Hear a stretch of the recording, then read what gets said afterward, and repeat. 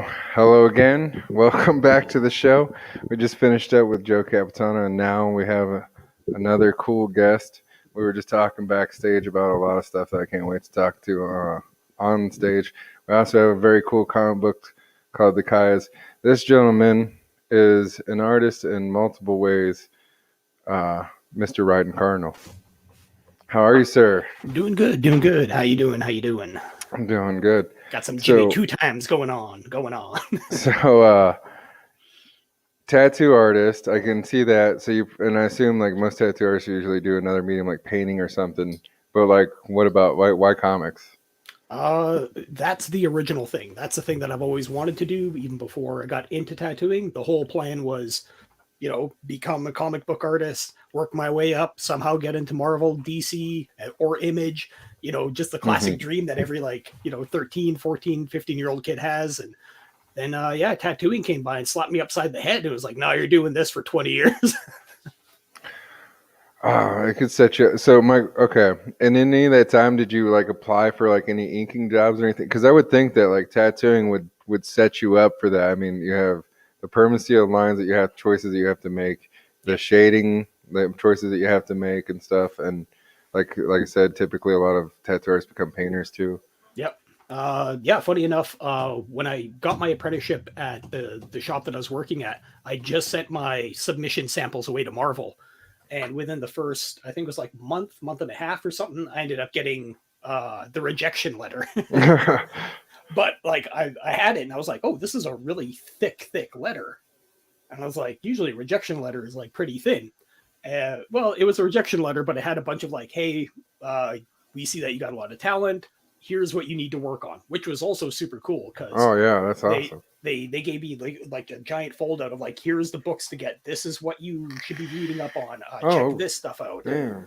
Yeah, it was actually really awesome. And unfortunately, I ended up losing that letter in one of the moves, and No. yeah, it's gone to the whirlwind, man. But yeah, it was badass because like my boss was shitting himself. He was just like, oh man, because I know he's gonna leave if he gets hired. And then as soon as I got rejected, he was like, yeah, I got Yes, it's like, him. and come on over here. Yeah, Part of the family. We are one. yeah. Oh, So mm. yeah, it was pretty entertaining because like even in my head, I was like it was like shit, like will I work for Marvel? Again, as a kid, that was the dream. But now I'm just like, I don't ever want to fucking work for Marvel. Fuck that shit. Okay, so have you ever thought about like, or have you ever set up? Because I've seen booths at music festivals. Have you ever like thought about setting up a booth or done a booth at like a comic book convention Oh of yeah, any yeah, sort? yeah. One of the Okay. shops is one of the shops that I used to work for, Unity Tattoo. We used to do the anime and fan expos here in Vancouver, and we would go set up and we would tattoo there. And we're not doing like big pieces, but it's just to let people know, like, hey, like we're a nerdy shop, Mm. and as soon as you turn that the old school tattoo machine on, bam, just like it's like a homing beacon for those who know that sound. They just kind of like call Oh it. yeah. Where Oh where no. where is it? Yeah, yeah, Yeah. You have to at least check it out. yeah, exactly. Yeah, you have to go see what's going on. You have to see what people are doing because some people, some people sit really well, and some people Oh, have the funniest reactions I've ever seen. dude, I had this one guy. I was tattooing his ribs, and like it sounded like he was getting like butt raped the entire time because he was just like, oh, oh, and like Did it you have was. like headphones in? Did you?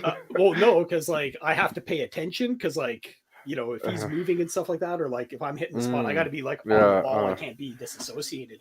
But what I did do is I had my apprentice at the time, and I was like, yo, you got to come over here. And he's like, what? He's like, you just got to stand here. And he's like, why? And I start tattooing him. He's like, ah, ah. And he's just like, what the hell? And he's like, I can't take this. I got to get out of here. It's like, nope, No, right no, you here. see, you Stay suffer. right here. Yeah. Oh my goodness. So is that so? Do you that is your mainstay? I think I saw that on your Instagram. Is you do like anime and like mainly like comic book style tattoos? Yeah, nerdy stuff. Also, more neo-traditional styles, like like the traditional sailor-looking tattoos, but with a Okay, more modern twist. So that kind of stuff, as well as like Japanese style tattoos, like that. That's my wheelhouse. okay. Yeah. where did you progress from what, or what took you to which kind of style? Was it like the person that you started apprenticing under, or was it just a natural like progression of Well, art? back in the day, like I came up right in the tail end of the biker era. Okay. Like the bikers still owned all the shops, you know, it was kind of like that. And where I was, there was only 3 shops in town. 2 of them were biker owned. The other one was a private place. And they basically let him do his thing because he was that good and he had connections elsewhere, you know. Hmm. Uh, but yeah, so I grew up being a wee guy in the biker tattoo scene. So you did whatever came through the door. You didn't know how to do portraits. Guess what? You're learning how to do Do portraits portraits. today. You know, oh, you've never done Trial one by of these? fire. Yeah, so there was a lot of that, like just being thrown to the Were wolves. you ever worried you were gonna get beat up by one of these dudes, like when you were doing a Nah, tattoo? Like, I'm nah, gonna fuck this up. Like, nah. Never had that because back in the day, tattooing was a very unique thing. It wasn't hmm. how it is now. Like, dude, I could fucking blindfold myself, throw a baseball. I'm probably gonna hit 4 tattoo artists, or Yeah. but we're everywhere now. But like back in the 90s, it was still like a sought out thing. It was still like just semi underground, just starting to bubble to the surface. And you kind of had like a protected status. Like okay, so here's a funny story. So body piercer of mine that I used, or a friend that I used to work with, he ended up breaking his hand. Oh Jesus. But I was at this record store, which was across from the shop, and these people didn't know that I worked at the tattoo shop. And I didn't know who either of them were. But then I hear him like, oh, fuck, I heard Andrew broke his hand. Like, oh, fuck. I'd pay somebody $500 to fucking break them right off. And then this other guy goes like, whoa, what's this? And it so happened to be this other body piercer from another shop who didn't like my buddy Andrew. Oh, And he's like, yo, yeah, I'll pay you $500 to fuck his hands up cinder block styles. And he's like, let's go talk some business. So they walked away, and I'm just like, oh shit, Andrew just got to put a hit on his hand. So I go running back to the shop, and I'm like, yo, Andrew, yo, fuck, JP just put a hit out on your hands. He's like, what? He's like, yeah, I just heard him. He offered $500. He's like, $500? That's a low ball. I'm insulted. it's salty. Yeah. Hey, I'm only worth $500 worth of damage. Jeez. Yeah. So he was flattered that the hit was put out, but insulted that it was so cheap. So then my boss comes back, who's like a 6'6" Viking biker, and he's like, "Hey, fucking tell Scotty what's going on." And I was like, "Yo, Scott, fucking JP just put a hit out on Andrew's hands for $500." And he's like, "Oh, really? What do you say?" And I, reiterate what I just told Andrew, and he just kind of went, he just laughed at it. So then he ends up leaving. And as he's leaving, he comes back about an hour, and he's like, "Oh, you don't have to worry about that thing. It's all handled." And then Andrew's like, "Oh, what'd you go do, man?" He's like, "I had to talk with JP." He's like, "Oh shit!" He's like, "Now I got to watch my actual back." And he's like, "No. I snuck up behind them while they were smoking weed, and they were in the car. So I came up behind him and I grabbed him by the throat and I pinned him to the car." And then I slammed him down on his seat and broke the seat. And I said, "If anything ever fucking happens to Andrew, I don't care if he gets to a fight in Vancouver and he gets beat up there. I'm fucking coming after you." Your ass is done. Yeah, so he's just like, "You now have a protector." And You're that scary tattoo artist that, like, we were talking about this backstage. You don't have visible tattoos. Yeah. I'm like, if I'm wearing like jeans and a t-shirt, you'd never know that I've been doing it for like 20 plus years.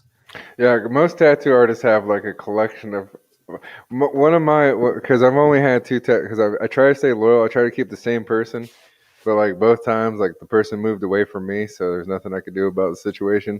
Yeah, But the second tattoo artist I had, he had on his side a Hispanic. I gotta be PC about this. Hispanic transgendered person in a red dress and a sombrero and 6 shooters riding a My Little Pony.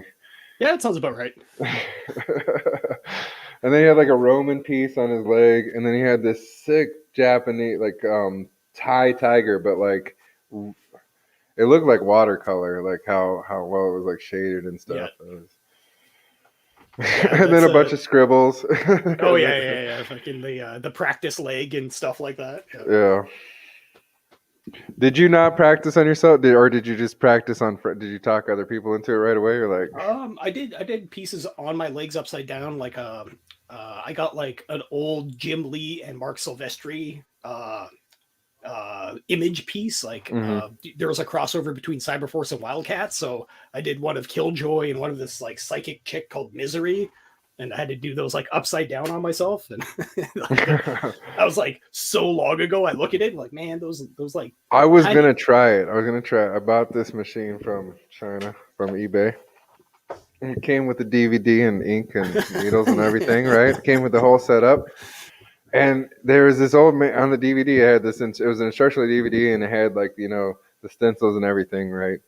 And all the transfer paper and Yeah, stuff. And um, it was an old dude. It was like a 60-year-old dude that was like obviously like a really good, decent tattoo artist that was going to be able to do this no problem.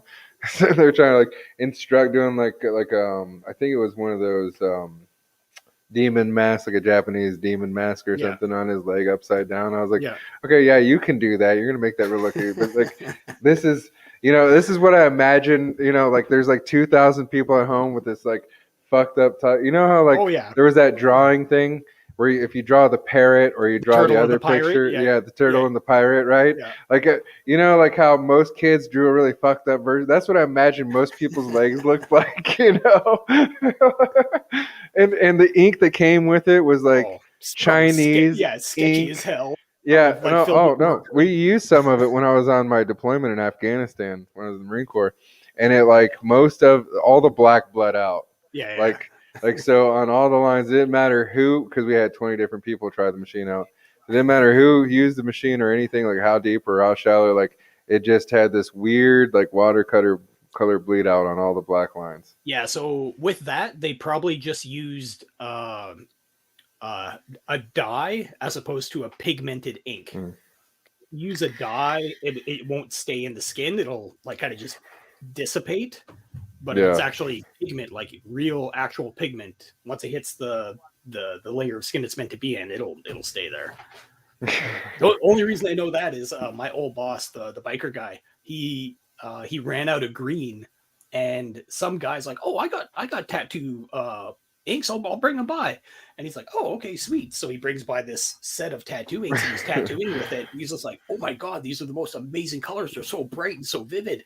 And as he's tattooing, you notice like as he's wiping away, it's not sticking. Oh And no. he's like, "What the hell?" So he sprays it down. He's like, "Oh, just go over that again and again and And one more again." time. Yeah.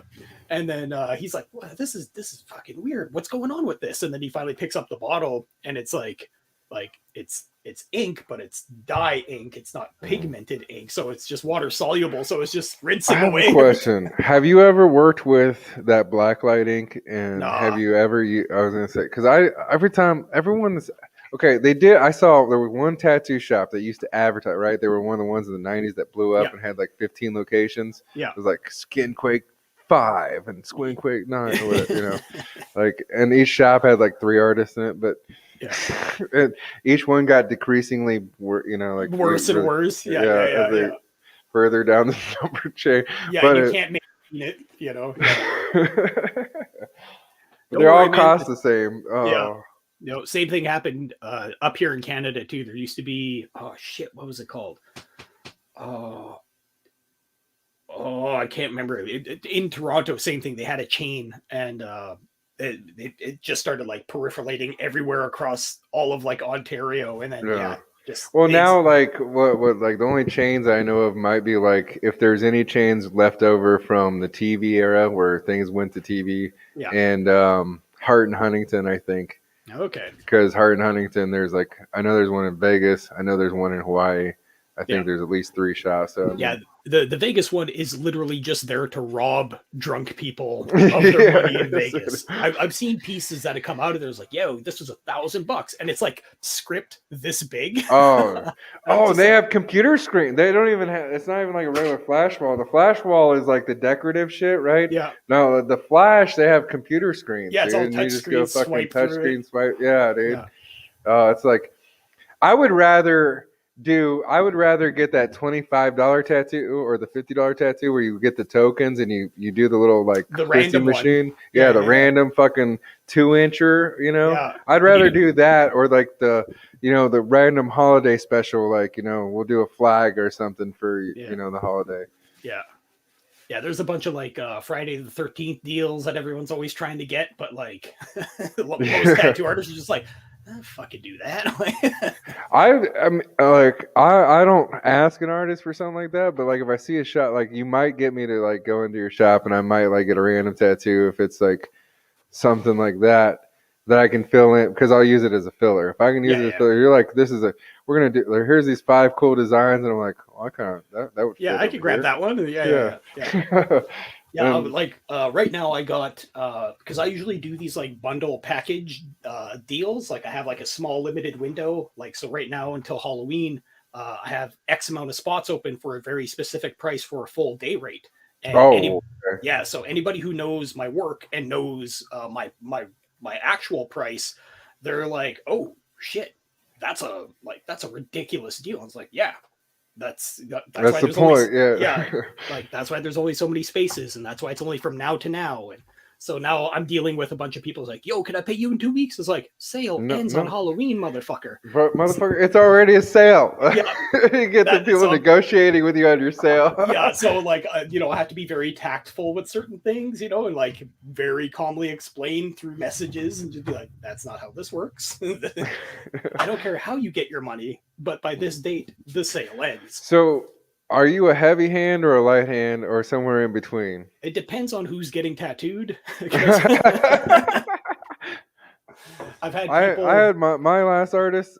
I always just brought him a joint because like he was good no matter what, like Yeah. stoned or sober. But when he's sober, that shit fucking like I swear to God, he dug like he was more tense or something, and he dug that fucker in, and like I would get the same quality work with the same kind of saturation without Yeah. nearly the pain if I like we took a smoke break. Yeah, you're like, let's go take the edge off.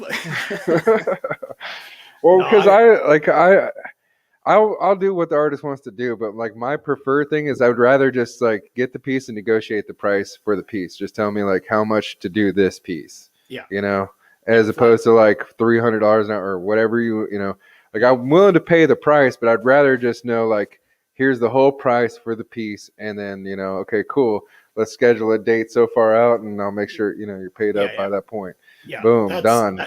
That's basically how I'm starting to deal with all my stuff now. Is just dealing with full day, single day sessions. That way, I'm doing larger pieces, working with people that are in for the full day, and I don't have to mess around with like, oh, I got 4 appointments today. I fucking hate that stuff because then You you're have to trying to do all like the setup and in between, and you got to switch between people. it's not so much that it's the weird pressure of time, like, Oh, oh, you're okay, only in yeah. for so much, so there's your 2 hours done. I really don't like that, and it just everything feels too rushed. So when I went back and worked at the shop that my buddy has now, that's what it was like again, and I was just like, I really don't like Yeah, that I don't like. vibe. I'm going back to my Yeah, setup. yeah, going back to the sanctuary of my little studio. And My Zen City. I mean, hey, whatever's clever. If you're making a living, make a living. I mean, it's just like it's what you want to deal with. Do you want to deal with the dynamics of the shop, which means you have to deal with tattoo artists, and you know how oh, neurotic you may be we're the yourself, but you're worst. We're the worst. and you have to schedule them, and then you also have to get like your scheduling girl. You have to find like somebody that's going to stand up front and like get paid Actually know minimum their wage shit. for like 4 hours Yeah, a day. Yeah. yeah. And there's that dynamic because everybody's probably trying to bang her, and like That's how it always goes, man. Fucking yeah. Is no matter how things change, the lay of the land of a shop is always the same, regardless of the shop. You got a cute shop girl. Guess what? Every dude that's walking through is trying to like, oh hey. hey. Yeah, but then when she does get a boyfriend, that's so annoying. That's like the same thing when a stripper has a boyfriend, Yeah, you like lose your sales a little bit. you either lose your sales or you got this annoying guy like creeping Floating around all the around. time, Yeah, checking in on his girl, yeah. like fuck, dude, like And you know she's in a what? tattoo shop. More times than not, every time that's happened, they've been cool. Like I don't think I've ever really, yeah. anytime that I've seen it, like the boyfriend's usually been pretty cool. So because he's getting tattooed, So It's good. Well, yeah. I mean, there's that. Well, like, yeah, I'd probably put up with a bunch of shit too. Like, but every now and then they do end up with like a completely out of the box like dude, and he'll come in and be like, got some people in the chat there. yeah, we got some love from we're we're on the Outcast Owls channel. That's what I do with my buddy, and that's our group thing that we do. And so we have some of our people from the Discord popping in to view us. What up, Discord We peeps? would normally have a bigger audience, but unfortunately we got a strike on the main channel because we were playing the dangerous game of clipping some stuff, and sometimes you get called out for bullying when you clip things or whatever YouTube rules are, whatever. Whichever way the wind is blowing. Yeah, so we got a 7-dayer. So we're on the secondary channel and we're on the 24 Eyes channel simulcasting. But then what we'll do is we'll re-premiere both this episode and Joe's episode next week when we're out of our band. And so next week's going to be like super packed with content because we're going to do the premiere of those episodes, and I'll have that next week's episode. Nice. Well, hello, future people. How's it going? Ready for welcome to the replay. What tattoo? What got you like hooked on tattoos? Because for me, my uncle, it was, or what person was it? I guess would be the question I'm asking. Because for me, my uncle, he was from my family, my mom's side of the family.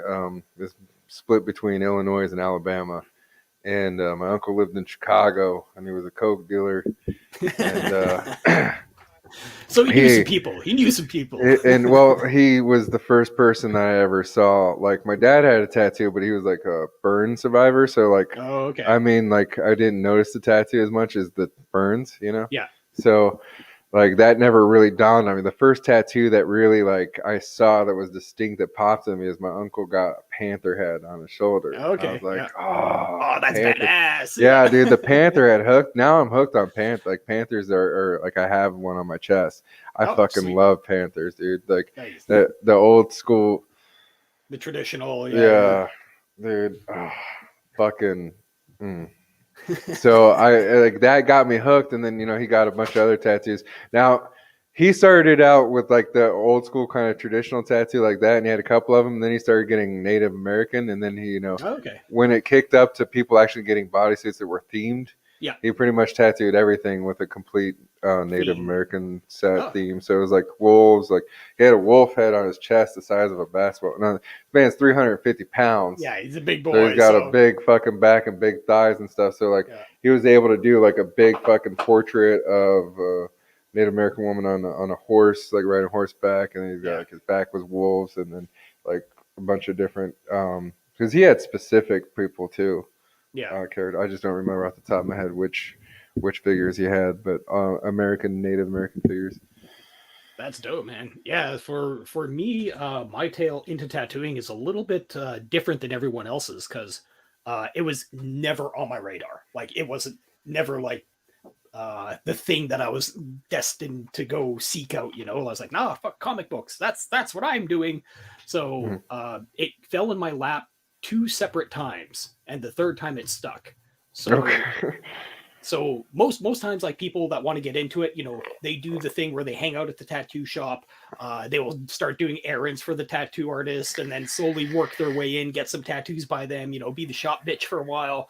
And me, I was drawing up Flash for my old boss, the guy who became my boss, and just because my friend Marla, she was the apprentice at the time, and she's like, yeah, just go swing by Scott's shop and like draw some stuff up, some skulls, demons, stuff like that, and you'll buy it off you. I was like, oh, wait a minute, somebody will buy my artwork? Yeah, cool. And so I'd go in and he'd look at my stuff, like, hey, this is pretty cool. Have you ever thought about tattooing before? And I'm like, no, you guys are fucking nuts. Like, because I'm looking through the magazines and I'm seeing like perfect reproductions of like Boris Vallejo artwork on backs. Okay, so there's like that one asshole who does like complete artistic reproductions of like masterpieces with like a needle on your thumb or something. Like, there's those guys. The one in a million people that are like super. And like, I see that and I'm just like, yo, I'm good, but I ain't that good. And And like I had no concept. I was just like, you guys are nuts for letting somebody do that, first off, because I didn't know stencils were involved and I didn't know the process. I thought it was just like some guy, like, like thumbing it, like, like a little bit here, a little bit here. Uh, uh, hey, Mallory.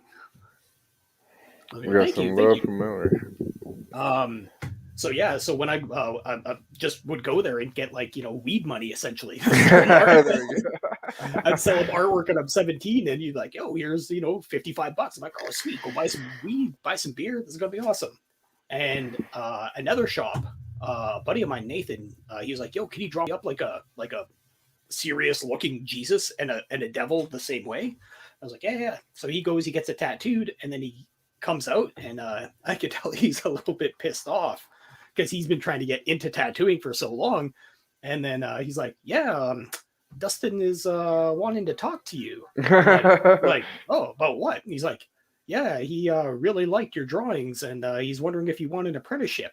And I'm like, what the fuck's with everyone trying to give me tattoo jobs? Like, you're like, what? Yeah, and he's just like, I can tell he's pissed because he's trying to get in with this particular guy, and he decides to just basically throw the baseball past him to me. And I'm just like, no, I'm not interested. And then the final and last time, this is where it actually stuck, is I had knee surgery, blew it in Kung Fu, and then destroyed it skateboarding. And skateboarding fucks everything up, dude. You gotta just accept skateboarding's gonna eat you. It will just consume you. Have you done it recently? Because the last time I got on a skateboard, I slipped and busted my hip. And I have never felt a pain in my life. Like it never like rang through my bones like that, dude. I was like, oh, this is what it's like to be old. Oh yeah, this is the reality from this point forward. Oh no. No. Yeah, man. It's funny because like I just got back into it about a year. Last year I started picking it up. And I like screwed my ankle up big time this year.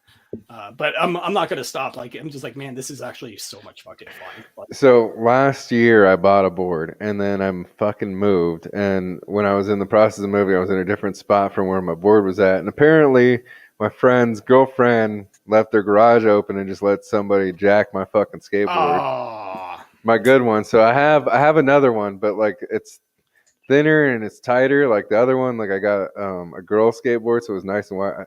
So I was like, you know what, fuck it. I'll probably just go buy a Creature now because like I like big fat boards that are really poppy. Yeah. And so yeah, I'm when I got back into it, I was riding a smaller one, like 7 3/4. That was like my like I couldn't go to 8 and I couldn't go lower. So I'm riding that. I'm like, oh, this is awesome. And then I let my coworker, he's like, oh, yo, let me ride your board. And he's like, oh, you could actually skate. He's like, yeah, let me do a kickflip. Does a kickflip, snaps the tail. I think he broke the truck as well because I literally rode it and I was like, shit, I gotta go get stuff. I gotta set it up. And then as I set it up, I start riding. Truck falls off. I'm like, what the? So I was pissed. I'm like, yeah, well, fucking nobody's riding my shit anymore. But here, I'm gonna do a quick share screen. Here's do a quick break your board in half. Yeah. Well, he felt super bad, and he's like, oh, and I was like, you gotta buy me a new one, right? Yeah, you gotta give me a new deck at least. Yeah. Jesus. And I was like, don't worry, I'll go buy a new one. I'll give you the receipt. Just e-transfer it to me. And he's just like, please don't buy the most expensive. Like, no, I'm just gonna go buy a blank. It's like $50, man. It's fine. I would buy a blank and make him draw it too. I'd be like, and you're gonna decorate it, you son of a bitch. Nah, that's too much effort. Plus, it just gets grinded off anyway. But yeah, here's a picture of my fat ass doing cricket grinds for the first time in 14, 15 years. Oh, you're gonna show me? Oh, I can barely do anything, dude. I was like, I could barely like pull off an ollie the last time. Oh, Jesus. I think I got a couple. Yeah, this is me and my fat ass trying to get gravity to work away. You know what though? Like that. Hey. At least you're doing it. At least you're out there doing it. Well, slowly getting it back to where it needs to be. Like I quit skating when my kid hit. Oh, geez, I think he was like maybe like 6, 7 months old, and the brain just clicked. It was like, dude, you can't do this anymore. Like you got a little guy, you can't screw yourself up. And I was just like, oh, it's over, man. And yeah, it's like, yeah, it's over.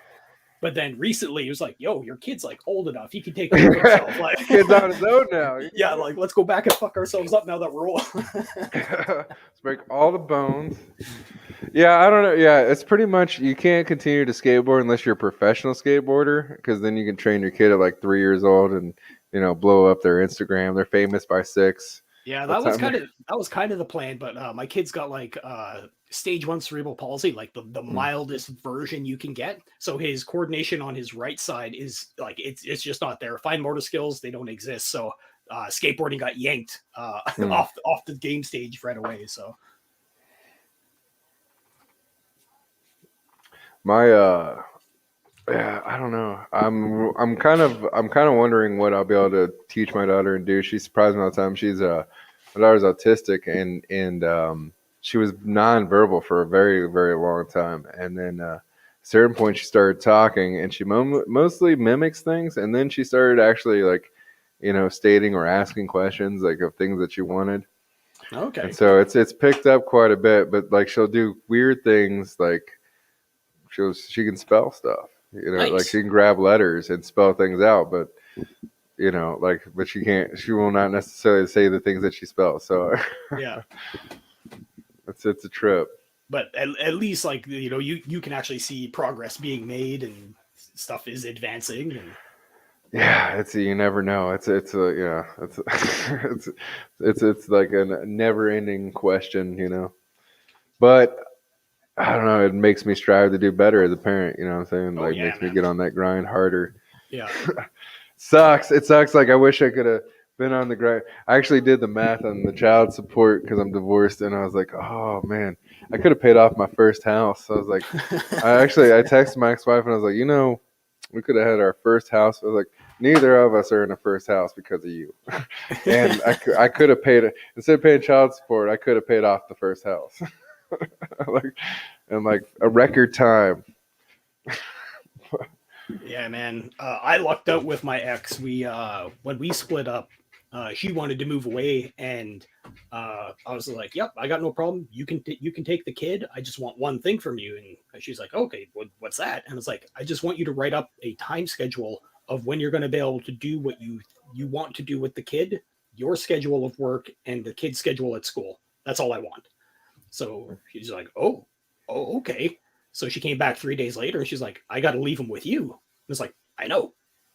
You're not going to be able to do it by yourself out in the middle of, a new city with all Yeah. this stuff. Like, I got everything set up here. Like, she just needed to see it for herself. And then once she saw it, she's like, oh, shit. It doesn't make Well, sense. that sounds like a reasonable human being. Good. Well, Congratulations for marrying a decently. There were parts where things were very unreasonable. he's like, well, there was a reason why we got divorced, or Yeah. not completely reasonable. Well, hey, look, all's fair in love and war, and I mean, I got hell rained in on me. I got the full on assault. I had the new girlfriend. I had the autistic child that I'm like trying to bring in like services for, and then I got the nonstop CPS calls, which were super intrusive, and then the sheriff health and welfare inspections. Yeah, that was a good constant one. I get like 2 or 3 of those a day sometimes. Damn. When I was at work, she'd wait till I was at work and put the pressure on my girlfriend. Oh, rough, man. The biggest thing with all that stuff though is once both parties understand it's what's best for the kid, then it only took 7 years later. It only took her getting divorced and realizing that I wasn't the asshole. Once she got that second divorce and went through it and like saw what a real dickhead is. Yeah, it's like, oh, you know what? That first go around was. I mean, the whole thing changed. Like even like because my ex-in-laws used to hate me, and all of a sudden I was like a fucking welcomed citizen. You know what I mean? It was like funny how that happens. Eh? Welcome to the table, sir. Come back and make our grandchildren fucking happy, please. Save them. I was like, oh, imagine that. The kids would want their father in their life. Yeah. I guess you guys shouldn't have been so intrusive. But yeah, it unfortunately takes some people multiple lessons to learn. I can't lie. I mean, I had to learn some lessons the hard way too. Like, fuck, dude, I was a complete dumbass when I was younger too. Still a dumbass. Like I know. But I'm failing upward. That's Yeah, what I yeah, think is what that's the happened. I goal. I failed upward. I've made enough mistakes that now, like on Right. the base level, there's certain things that I just do that keep me from at least failing those steps again. Yeah, you open up that door like, oh, that's where all that stupidity is. Let's just shut that and walk away from it. Oh my goodness. I want to refresh my drink and I want you to pimp your book, sir. I think everybody's gotten to know you, but I think that they should get to know like what your book is about. Well, how And about we play the trailer? yeah, that's what I was gonna say. How about we play the trailer and then if that kicks off before I get back, you can, Oh, tell people a little bit more. I can float it. It's all good, man. Sorry, this is the second show I'm getting. What is it like? I'm like the Rat Pack. I gotta keep warm. Yeah, yeah. I just finished my first coffee of the day, and it's like what 7? Like no 8. Like Oh yeah, because we're in the same. Oh, because I'm so used to people being in different time zones for me almost every single time. Australian people, English people, yeah, everybody's on the East Coast for some yeah, reason. A lot of Floridians in the scene, yep. like Yeah, Georgians. it's tough doing some of the shows too because they're like, oh, have you on this time. It's like, dude, I'm fucking wrist deep in a tattoo by then. Like that's not happening. Like Yeah, I didn't know. Oh, yeah. I mean, I was actually glad to get you on at this time. I mean, it would have worked out. We could have done a late night show too if you would have had a late this night works appointment. out perfectly. Like for me, as long as I know what time stuff is going on, then I can adjust my schedule as needed. But if it's like, last minute and they're like, oh, hop on at 5 Eastern time, and it's like, no, Mm-mm. that's not working, It's man. like, no, no, no. How do you? Okay, so when you're doing your tattoos while you're pulling that stuff up, how do Yeah, you? What do you call a cutoff point? Because like how I like to operate is, and I mean I know the artist probably knows best at the point, and I usually agree with them. But like I like to go as long. I hate just what I hate is when they're like, let's just do the outline, and then let's just yeah, do a little bit of color, and then come back for the third time. I don't want to do 2 hours at a time or yeah, like 3 hours. Like if I'm not bleeding out and I'm not passing out, just keep going until like the skin says no more. yeah. For what I usually find, it's I tap out before the client does Okay. because like my back, my hips, my neck, all that stuff starts seizing up, and as soon as that happens, like I'm done. Like, Yeah. but I usually have a gas tank for anywhere from like 4 to 6 hours. So when I do my day sessions, that's usually what we're going to run at. But sometimes the piece is like, it gets to a point where it's like I can't do any more on this today because what we need to do, I need this to heal for me to Yeah, do what I need yeah. this. Yeah, Well, and see, yeah, I don't have a problem when you hit certain like physical barriers like that, especially on massive pieces. yeah, But like, dude, like if it's a like I can't like this for like this is a 1 day. I don't want to come back for color. Like I no, just no, want that done yeah, one time. yeah, The that's a same one thing day like with thing. this. I want this done like 1 day. Like Yeah, the Frankenstein. yeah, Goddamn reverse shit. The Frankenstein. I want that done in 1 day. I don't want to come back for color and yeah. shit. And that's my preference. Yeah, I usually find also the other big indicator too is how the client is sitting. If Yeah. they're, like I've tattooed people where like as soon as I touch them, they're like fighting and convulsing, and I'm just like, yo, Yeah, you can't be yeah. doing that, man. Like, You're gonna have a very rough time. yeah, You, like, you know what gets me is those people who let you do like 3/4 of an outline and then they give up, then they quit, they go home. Like, how can you walk around? You know what I mean? Because you see yeah, those people. They walk around the grocery store and they got that sleeveless shirt with a half a Tasmanian devil on them. yeah, yeah, yeah. Thankfully, I don't get that too much. But if it does get to that point, because every now and then I'll be working in like a very tricky spot, like upper thigh or something like that, where it's super sensitive, and I can tell that they're dying on the inside. Their soul is being Yeah. ripped out of their essence, and I'm just like, okay, I'll quickly get the outline in here, and then when we go back for colors, this is where I'm starting. So, I got no problem using numbing cream and stuff like that, but if I know that spot's going to be a pain in the ass to work on, I'll just be like, they always just fucking numb this up so I can do my job the best way I can. Yeah.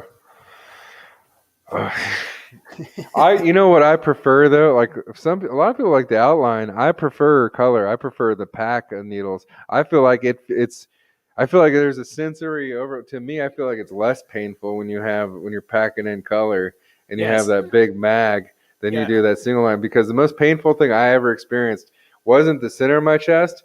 It's a panther fighting a snake, and it was the snake scales where he used the smallest liner I've ever seen in my life. And it felt like a razor blade just cutting across my fucking chest. I was like, oh my God. Every line I was just, what are you doing to me? Do what I gotta do. I was like, it's never hurt this bad before. Wait a minute, what? So did he do the lines after the shading, or? He did. So we did, because it's a big black panther with a snake wrapped around it fighting. We did all of the outline, and he packed as much black into the panther before my skin gave out. And then once I started bleeding out more than I could take ink, then he called it. Yeah. I got where is it? Share system audio. Bam. So I got the trailer pulled up. Oh wait, where the hell did it go? Where is it? There it is. Bam. There we go. Boom, tech savvy. You're the most tech savvy stream person or guest I've had on thus far. Oh, that's sad. I'm over here fumbling, but yeah, man, go do what you got to do. I'll play the trailer here. Awesome, sir. Take the wheel, Captain. All right, everybody in the chat, this is the trailer. This is the metal version of Caius, A Story of Blood and Stone, issue 1 and 2, fully animated by yours truly right here. Let's check it out.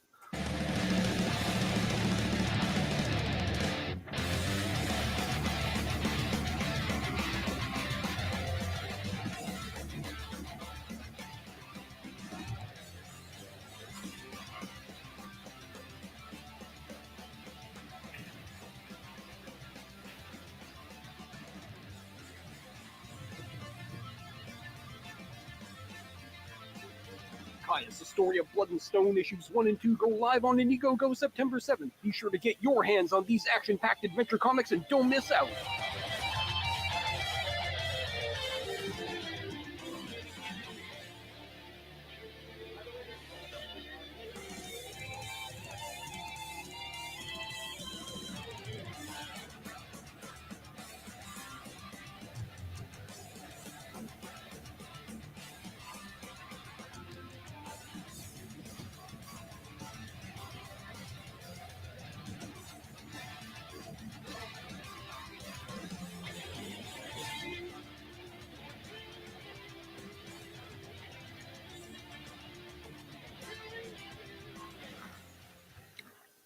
Oh, perfect timing.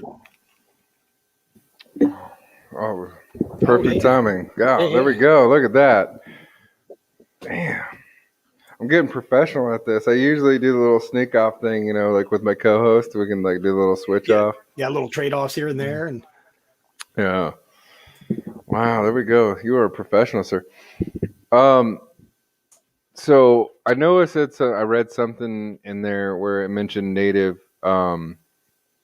You're a Native American from Canadian Native American. I'll explain it. I'm trying to put I know it's all America, but Yeah, dude, I don't give a shit about it. You could be wrong, you could be right. It's all good, man. But up here in Canada, there's First Nations people called the Cree, and way back in the day, they teamed up with the French. So you have the Cree natives and the French going across Western Canada, and then essentially, they started banging.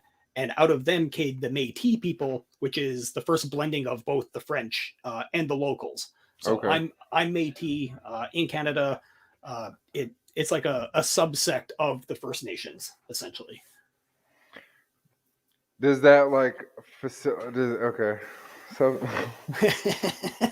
interesting. Yeah.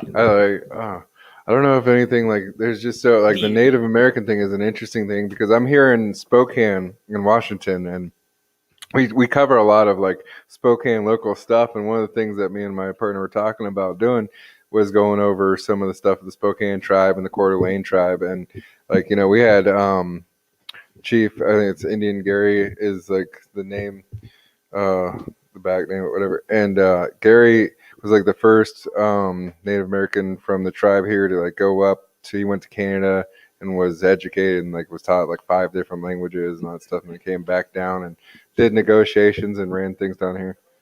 Yeah, the West Coast Native scene is really interesting because it's completely different as opposed to the prairies where I grew up.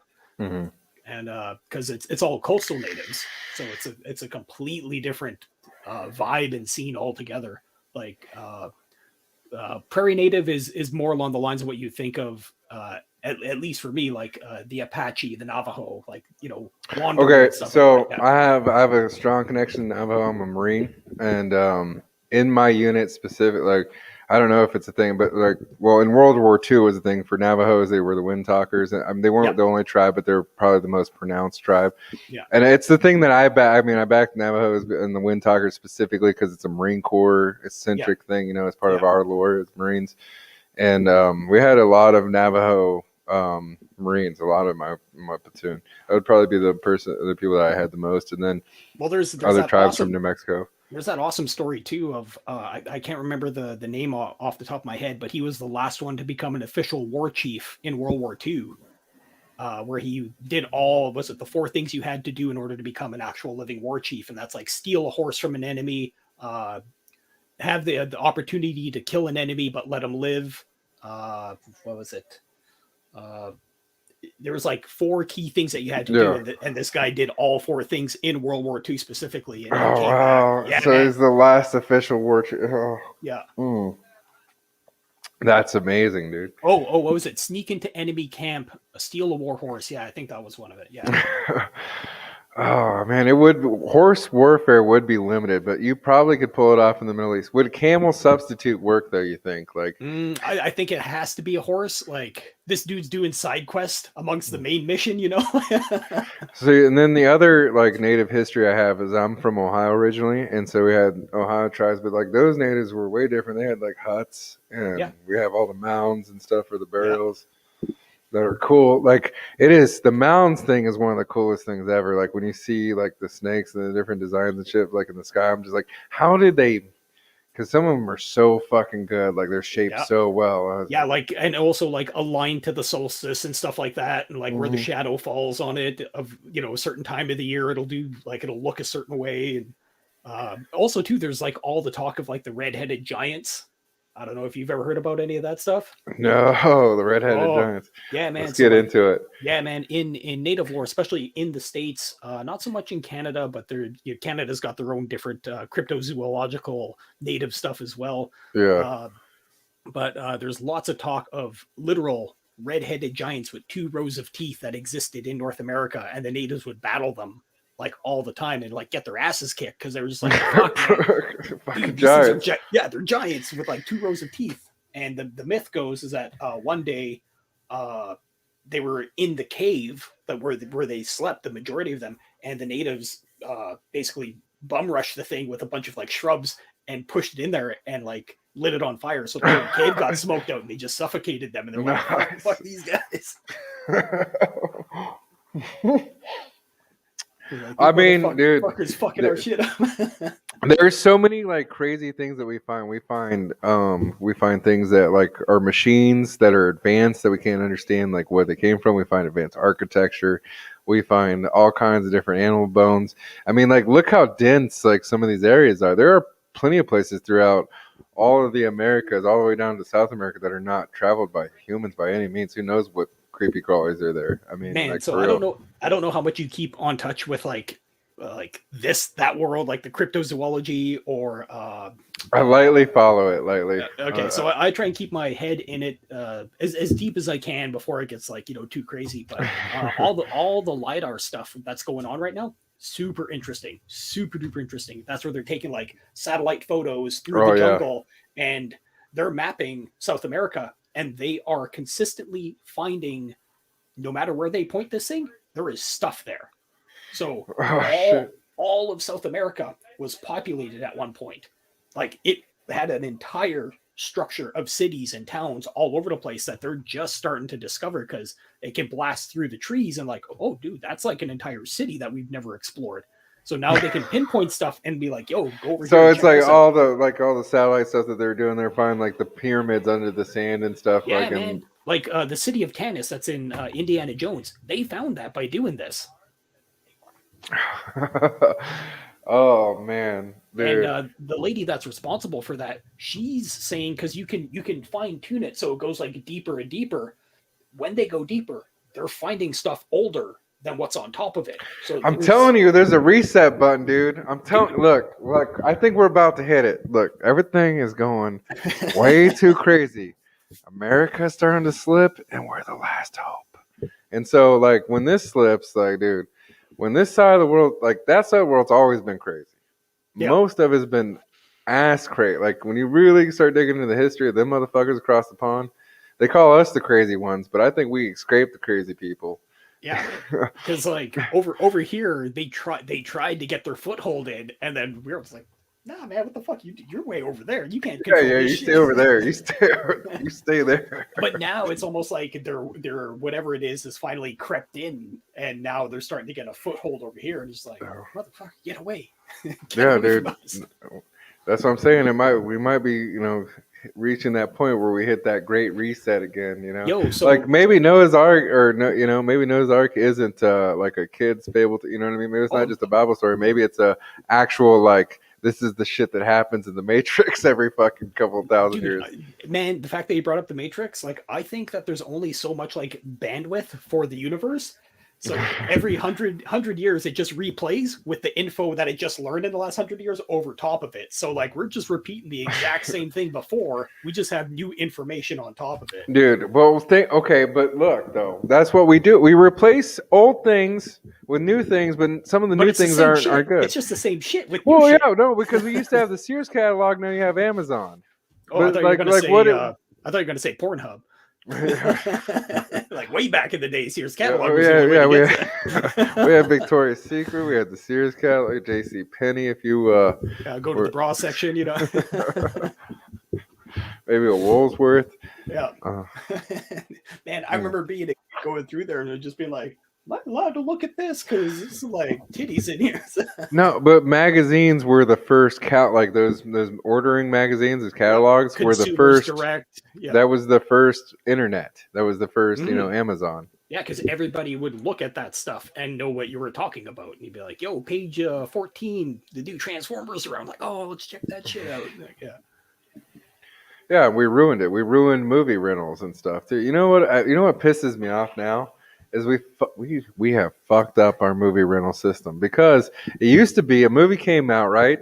Mm-hmm. And it was wide released. Yeah. It wasn't released to one person or one company for 6 months or a year or whatever bullshit, or released to 2 platforms or what. No. Tuesdays, new DVDs come out. Yeah. Boom. I hit the streets Wednesday morning. Go get your shit. And you could get, there was 200 copies at Blockbuster. Yep. And as soon as they went from rental phase, they were immediately at Walmart and you could go buy them. But like there was 200 copies and you could go rent it. Now you have Redbox. Guess what happens when you go to the Redbox? There's 2 copies of the fucking thing because you can only put 15 fucking movies in an entire goddamn box, right? Yep. So you can only have so many copies. So guess what? Your shit, your SOL. Like 99.9% of the times, unless you see the DVD guy putting the DVDs in the fucking thing, you're fucked, and you gotta wait unless you got whatever magic app or whatever bullshit thing it is that it's contracted to, which is 52,000 things now because you have cable and internet subscriptions and what. Yeah, it's just like everybody was escaping the whole cable scene, and then it just became the whole cable scene again, but just with Disney and Amazon. Hulu. And, yeah, exactly. I'm just like, fuck, back to the high seas, I guess. Fuck. Yeah. And you know what though? And like I said, now, like if you don't have multiple subscriptions, and a lot of people, like I cycle through shit. I'll be like, I'm bored with Netflix. I'm gonna be on Amazon for a while, and I'll just pay for Amazon for a while. And I'm like, I'm bored with this. I'll see what's on HBO. Like, I'm bored with it. Like, but you have to wait for the movie to come to that platform, which is bullshit. When I used to be able to just, the movie came out, went to Blockbuster, and it was fucking there. And if it wasn't there, 2 days later it would be there. Yep. Yeah, I was actually just talking to my kid about this, and I was like, do you remember going to Blockbuster like back in the day to go get video games and watch movies? And he's like, yeah, I remember that. That was fun. I was like, fun. Yeah. It's like, yeah, like even video games, that was perfect. Like you go check out a game, see if you want it. Yeah. This is awesome. This is a hat from the last existing Blockbuster in the United States in Bend, Oregon. Yeah. I'm in Spokane. I drove the 6 hours to go spend the weekend there with a person. It was very much fun. And while we were out and about, we went to the last Blockbuster, and I got that hat and a set of shades. Nice. I was like, "Fuck yeah, dude!" I was like, "Oh, it was so awesome to walk." You know how Go cool back it is in, to walk into a video store. dude. That's not that's not in LA with the fucking garbage, like some kind of garbage ass like ghetto fucking store, but like a real video store. Yeah, I will say this: up here in Vancouver, we do have a small chain of video stores called Black Dog. So you Okay. could, yeah, you could still go in. You could still get DVDs. There's another one called Videorama, and they're specifically geared toward obscure B movies. Hmm. So Dante's saying Blockbuster sucked. I disagree.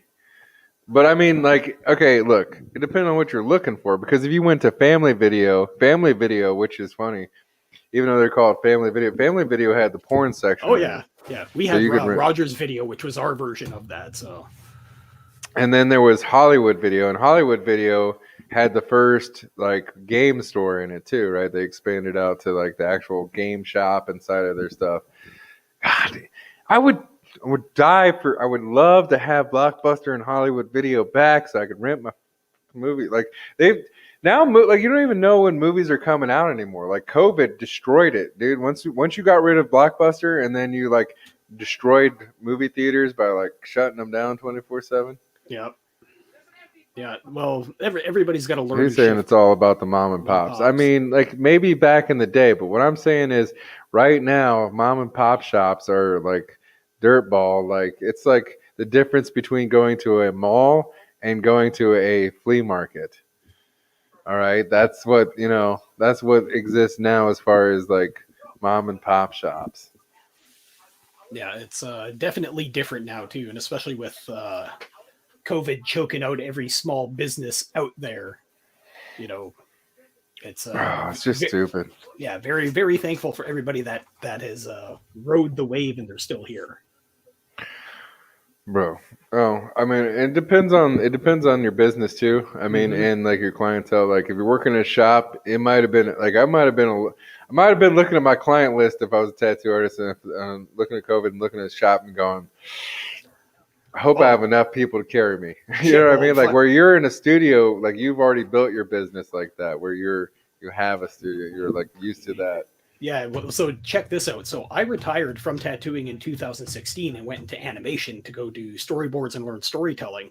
Oh wow. So yeah, so I did that, and fast forward until it was 2019, like literally right as COVID kicked off.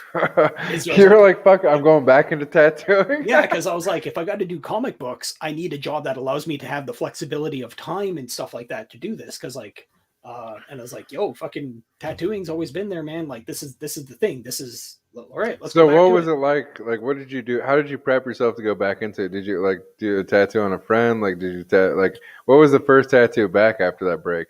So when I got rid of all my old equipment when I retired, like everything except for like one machine, which a buddy of mine was supposed to buy, he never bought it, so I was just holding on to it. But when I came back, I just literally put the open call out. It was like, yo, I'm at my buddy Jamie's shop. I'm going to be tattooing again. This is the day that I start. And then one of my best friends, he's like, yo, you back? Yo, I'm flying in. I'm getting work done for the day and I'm flying out. And I was like, dude, you're my first customer back. And so I was like super apprehensive, like, oh, is it all here? Like, do I still Yeah. got it? And literally, it was like I didn't miss a fucking day. Like, there was no change, no difference. I was just like, oh, it's still here. Oh, nice. Yeah. He's like riding a bike, nice and comfortable. That's how you Yep. do it, sir. God Yeah, damn. it's so ingrained for doing it so long that it was just like nothing. And I was like, "How's it feeling?" He's like, "Well, fucking shitty as always." I'm like, "Oh, it's perfect then." So okay, so you're one of these people who's not a natural tattoo fan. You're like you came into the tattoo world and it like encompassed you, and then you got out of it and you even came back to it. But like, what was your first tattoo? Like, what was the tattoo you decided to get when you were gonna get actually like got down to getting one? Oh, so the first ones I got were like the Autobot and Decepticon symbols on my shoulders. Okay, I let my old boss do those, and he did not do a good job. you did not do it. Yeah, a bit of a swing and a miss on those ones. But then after that, I got like a Bart Sears Spider-Man on the back of my leg that one of my other mentors, Danny, he did that up. He did a bang up job on Oh that. man, the Transformers one could be really sick if you had the right guy that could do like the chrome effect. Oh, Now that's a that's lot. see Oh, that's the thing is did not have the right guy. He did not get the chrome effect. did not pass go. Did not Yeah, collect $200. yeah, he did not get the line effect or the shade effect. You got the ink in your skin effect. Yeah, Well, yeah. here's the question though. I mean, have you had anybody just go over it? Because what I noticed, I mean, unless there's a lot of black or a lot of blue or something or a There's lot a of lot of dark black. purple A packed lot of into an black. area, like you can usually break it up. Like you can go over it again, tattoo So, something else. so the problem with mine is because my boss was so heavy-handed, he went super deep. So I got like not only heavy black, I also got heavy scar tissue from it. Uh, So it's like if you feel it, it's just like ridges, you know? yeah, you can feel the Yeah, outline. yeah. Uh, But I did get a session of laser removal on one of the tattoos, mm. and it's a buddy of mine. He went and did all the courses, all that kind of stuff, and I was like, "Yo, I'll trade you session for session. You get rid of mine, I'll put some in you." And like, he's like, "Oh, fuck yeah, let's do that up." So, and he looks at my arm. He's like, "Oh, this is like pretty black and big, and that's super scarred." He's like, I've never done this before. I was like, dude, turn the machine up. What are you going to do? Scar me more? Like, Yeah, so he fuck it did. at this. Yeah, he did a one pass on it. And to anybody out there who's thinking about getting tattoo removal, it is not nearly as bad as everyone makes it out to be. I heard they said it's like 10 times more painful than Oh, getting a tattoo. They said it's fuck no. like way fucking worse. Nah, fucking it. What it feels like, you know, when you take the big thick rubber band from broccoli, you Yeah. know, Oh, you and you're take, just like, yeah, it's like that snap, but mm. just repeat it. That's it. Just repeat it. Yeah, it's like snap, snap, snap, snap, snap. That's all that it feels like. And I was like, oh, that's what everyone's bitching about? I'm like, this is a piece of cake. Dude, I saw one guy that I wonder if he regrets it now because I felt like he was going to regret it in the 2000s. He he was one of What those kind of like hotness did he get? he got a fucking this is like 2007. Okay. 2007. He got a tribal black and So red. he's right on the mainstream of when tribal was really hot. Yes, but he got it here Oh. and here, Oh. and it was thick. It was in there, and the ink, the black ink, wasn't black. It was like That bluish. blue. Yeah, Yeah. yeah, like that Superman hair blue. Oh, dude. So I had this Filipino guy come in, and because I do like mainly superhero stuff, and he's just Mhm. like, yo, I got a tattoo I got to cover up. And I was like, oh, what do you got? And he's like, I got Superman S on my chest. And Okay, I'm like, oh, okay. What do you want to cover it up with? And he's like, the Superman S. He's like, but oh, better. yeah, yeah. I was like, oh, so you're still down with it? He's like, yeah, yeah. It's like he's like, I can't think of anything else to cover this up with. So I was like, all right, well, let me take a look at it. I want to see what I'm working with. He's like Batman. Yeah. Not that far off, man. So it was the Superman logo, but not Yeah. the traditional S shield. It was the electric blue Superman. Oh, okay. So I'm looking at it, and it's backwards. And it's backward. And Oh it's no! He backwards. put the stencil on backwards, and You're, then and I'm looking at this thing, and it's a fucking nightmare. And I'm like, what the fuck? How am I going to work with this? And I was like, how did you get this? How did you get to this point where this is so fucked up that you let it continue? He's like, well, I was in the Philippines and I was partying for 3 days and off my rocker. there you go. That's all done. And I was like, okay. Okay. He's like, yeah, I started getting tattooed and I passed out for the entire thing because he's like, yeah, I've been out partying for 3 days nonstop. So when I stopped, the guy When I just stopped. I yeah. slept. So I woke up with this, and I'm just like, Jesus Christ, that's rough, man. And like I tried to I get want it. the Superman logo, man. But you know what? I don't want the regular one. I know people don't think about this, but look, dog, look. I'm gonna get the blue one. Because nobody gets the blue. No one gets the blue one. Nobody. Look, dog, it's gonna be dope. Watch. Yeah. Wait and see. Wait. Yeah. And then he woke up. Yeah. He's like, what the fuck is this? But the Man, you were kicker, telling us you loved it, you wanted it, you were all about it. Here's the yeah. video. So I think there might have been a little bit of a communication delay between him and his artist, because the fact that it was backwards, it was done so bad. It literally looked like the lines were just like. Like he was drunk, like drunk during an earthquake. Oh, man, I think the artist probably was half cut himself, because there's no way that a self-respecting artist would have done such a bad job. He's doing line. He's like, oh. One line for you, one line for me. Hey, I just dipped it in the ink. Yeah. It's are you? You won't feel a thing. But yeah, the kicker was, man, he really wanted the Superman S. Like, I was like, dude, we could do a dragon over this. Like, we could literally do anything else over top of this except the Superman S. And he's like, no, I want the Superman S.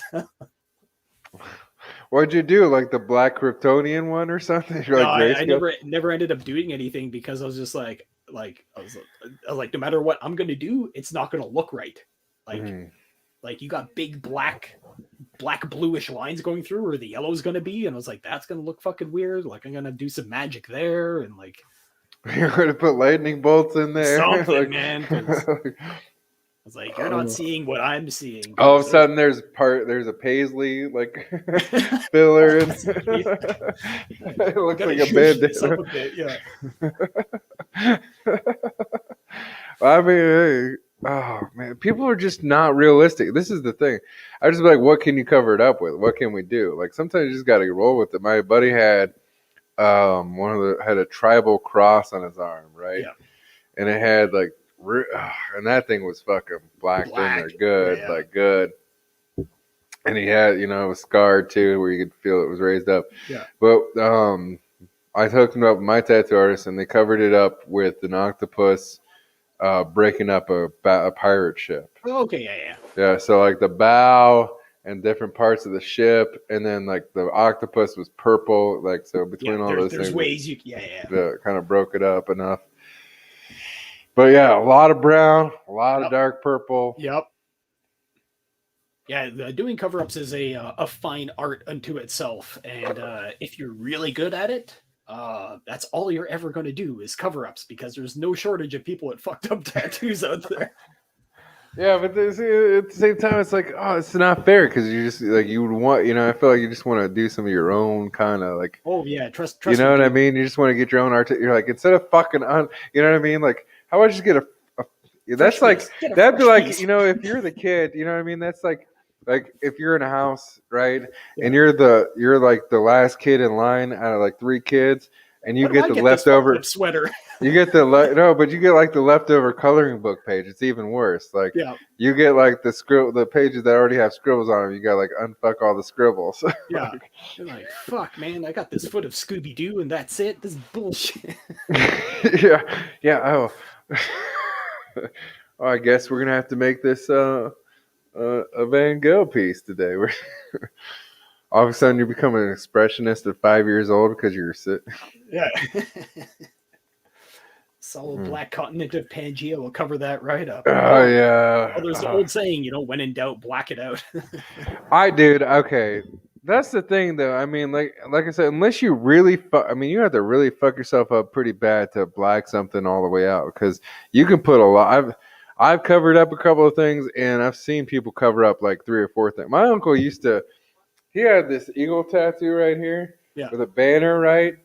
And that banner had a different bitch's name every like 6 months in that motherfucker, up until he fucking like got to the point where there's too much like black in it, right? And then he just put roses over that, and it was done deal, covered. Yeah, some stuff works good, but one of the new things that's going on right now, I don't know if you've seen it, like the blackout sleeves.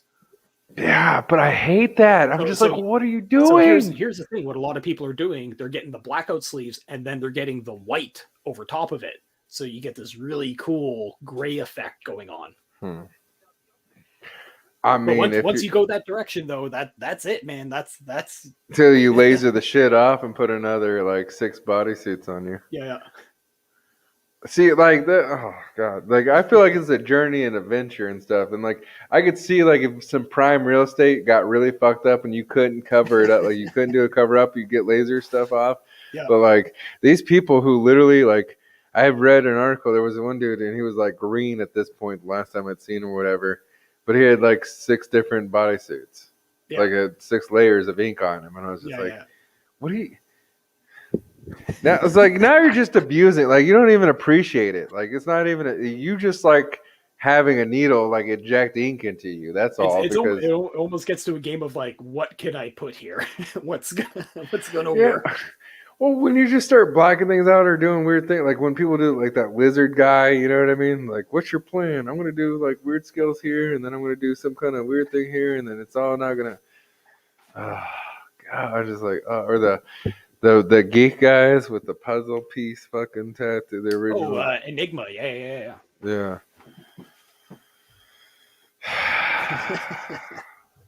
I But don't yeah, think you see that anymore. I'm no, trying to no. think what was the last year that I saw somebody with the puzzle piece with the fucking. I saw like an actual carny with puzzle piece tattoos.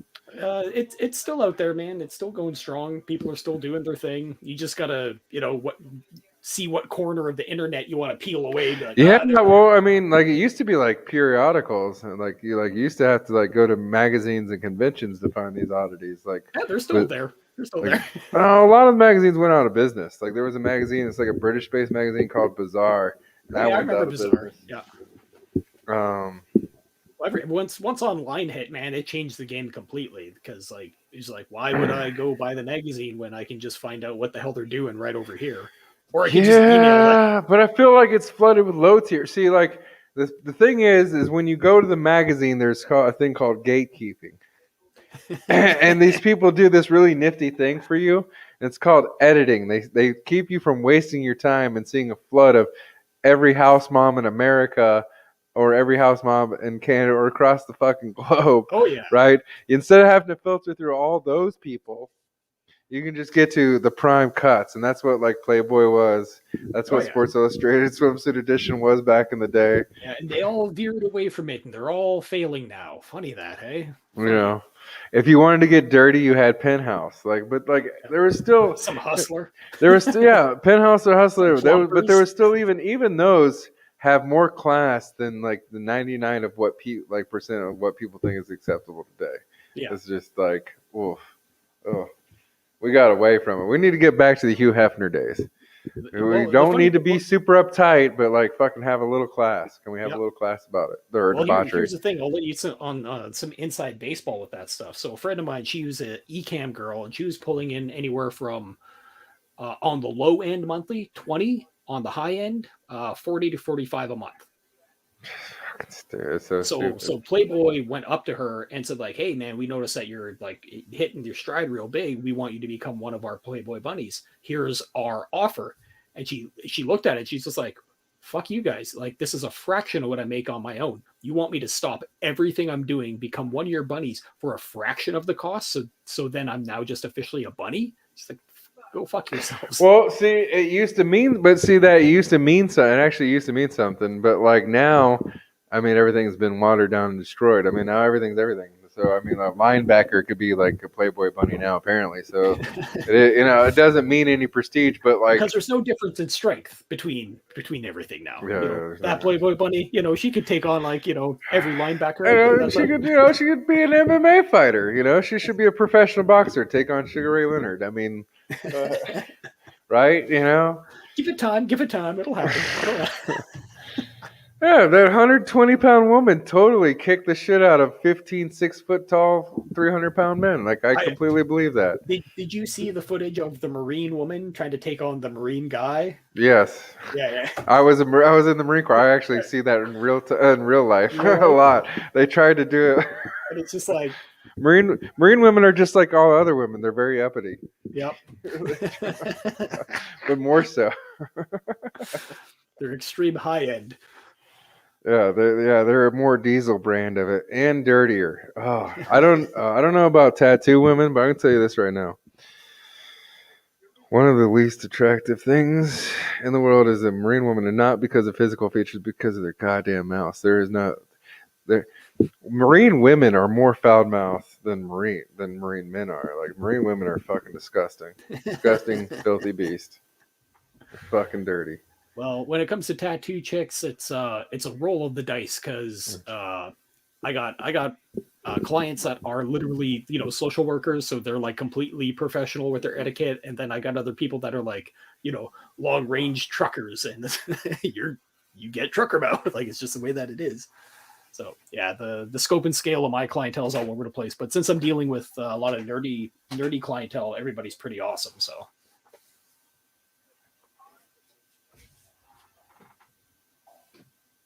let's see. Let me pull up. I don't know if you've seen one of the previous trailers that I had for issue 1, but I'll pull that up here. Man. Sorry, I dropped some stuff. I was having technical difficulties, but I was trying not to like. I was saying, have you? I'll pull up another one of the trailers that I have Okay, here for let's do issue it. 1. It's gonna. And where is it? This is there. Here it is. And yeah, I'll pull up the War Drum trailer.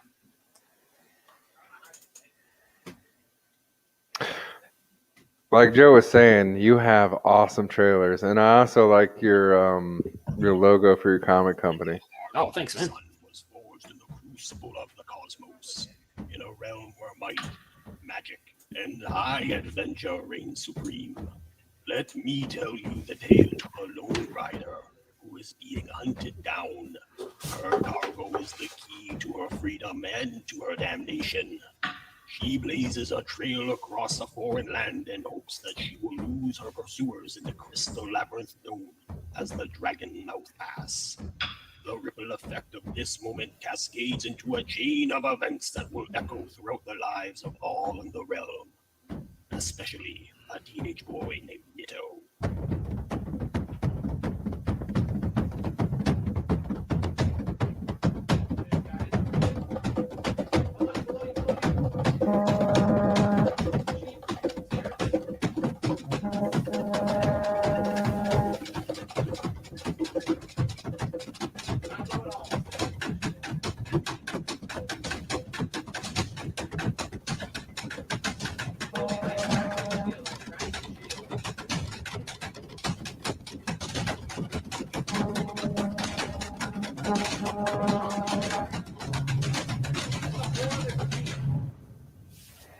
Dope, dope, sir. That is awesome. Yeah, so that was from the original trailer for issue 1 that was done. Look at that logo. That's fucking dope too.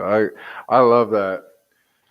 Well, Good for needless to comic. say, I'm a big fan of Akira, so that's like just a straight up like Kaneda wipe, swipe. I wouldn't. I'm not as familiar with that film. Like, okay, so look, as far as like anime and stuff goes, I am one of the worst, most terrible like people when it comes to that stuff because the majority of anime that I know is either Adult Swim, which is Dragon Ball Z, Yeah. or Netflix and whatever they chopped up. And my understanding is that Netflix has bastardized a lot of things and that they have Yeah, like they've cut out a lot of blood and stuff like that, and they'll edit out at certain wait a scenes. minute, they edit out blood because I seen a lot of bloody shit. Really? I Fuck, can't I remember need what to it go was. watch the originals then Yeah, because I Seven Dead. thought Baki was fucking merciless. Yeah. Grappling Baki's awesome. So, what is it? 7 Deadly Sins, which is like a Okay, I like that one. I watched those. There's better versions of those. So apparently, in the latest season, because in the first seasons there was blood, all this kind of stuff, and Yeah. then as they got into the later seasons, now I haven't seen it, but apparently they'll use like a whiteout, like a whitewash, instead of the actual blood. So they do this thing where it's like glowing blood, so you know it's blood, but it doesn't look like blood, and I'm just like, what? Just show the fucking blood. Okay, I have a question. Have you thought about doing a flash tier for your campaign? Tattoo Flash. It Yeah, has some, because yeah, like people do like the artists, they'll do like the drawn pages or whatever, but like yeah. a flash page would be pretty dope. Yeah, it's something that has crossed my mind, but unfortunately, I am so busy with tattoo clients drawing up their stuff and then drawing up the comic book that Yeah. additional in between stuff. Like if I get a chance, I'm just saying, oh, I maybe, know, maybe, oh, maybe, I know. maybe, maybe you send it on that. Maybe when it's in demand and it's just in demand and like you're about ready to fulfill, you tap go a secret email, secret perk, and send it out to all those backers that already backed. Like, hey, maybe be interested in a little Well, something, something. some. Yeah. Well, it definitely has crossed my mind because it's it's right there.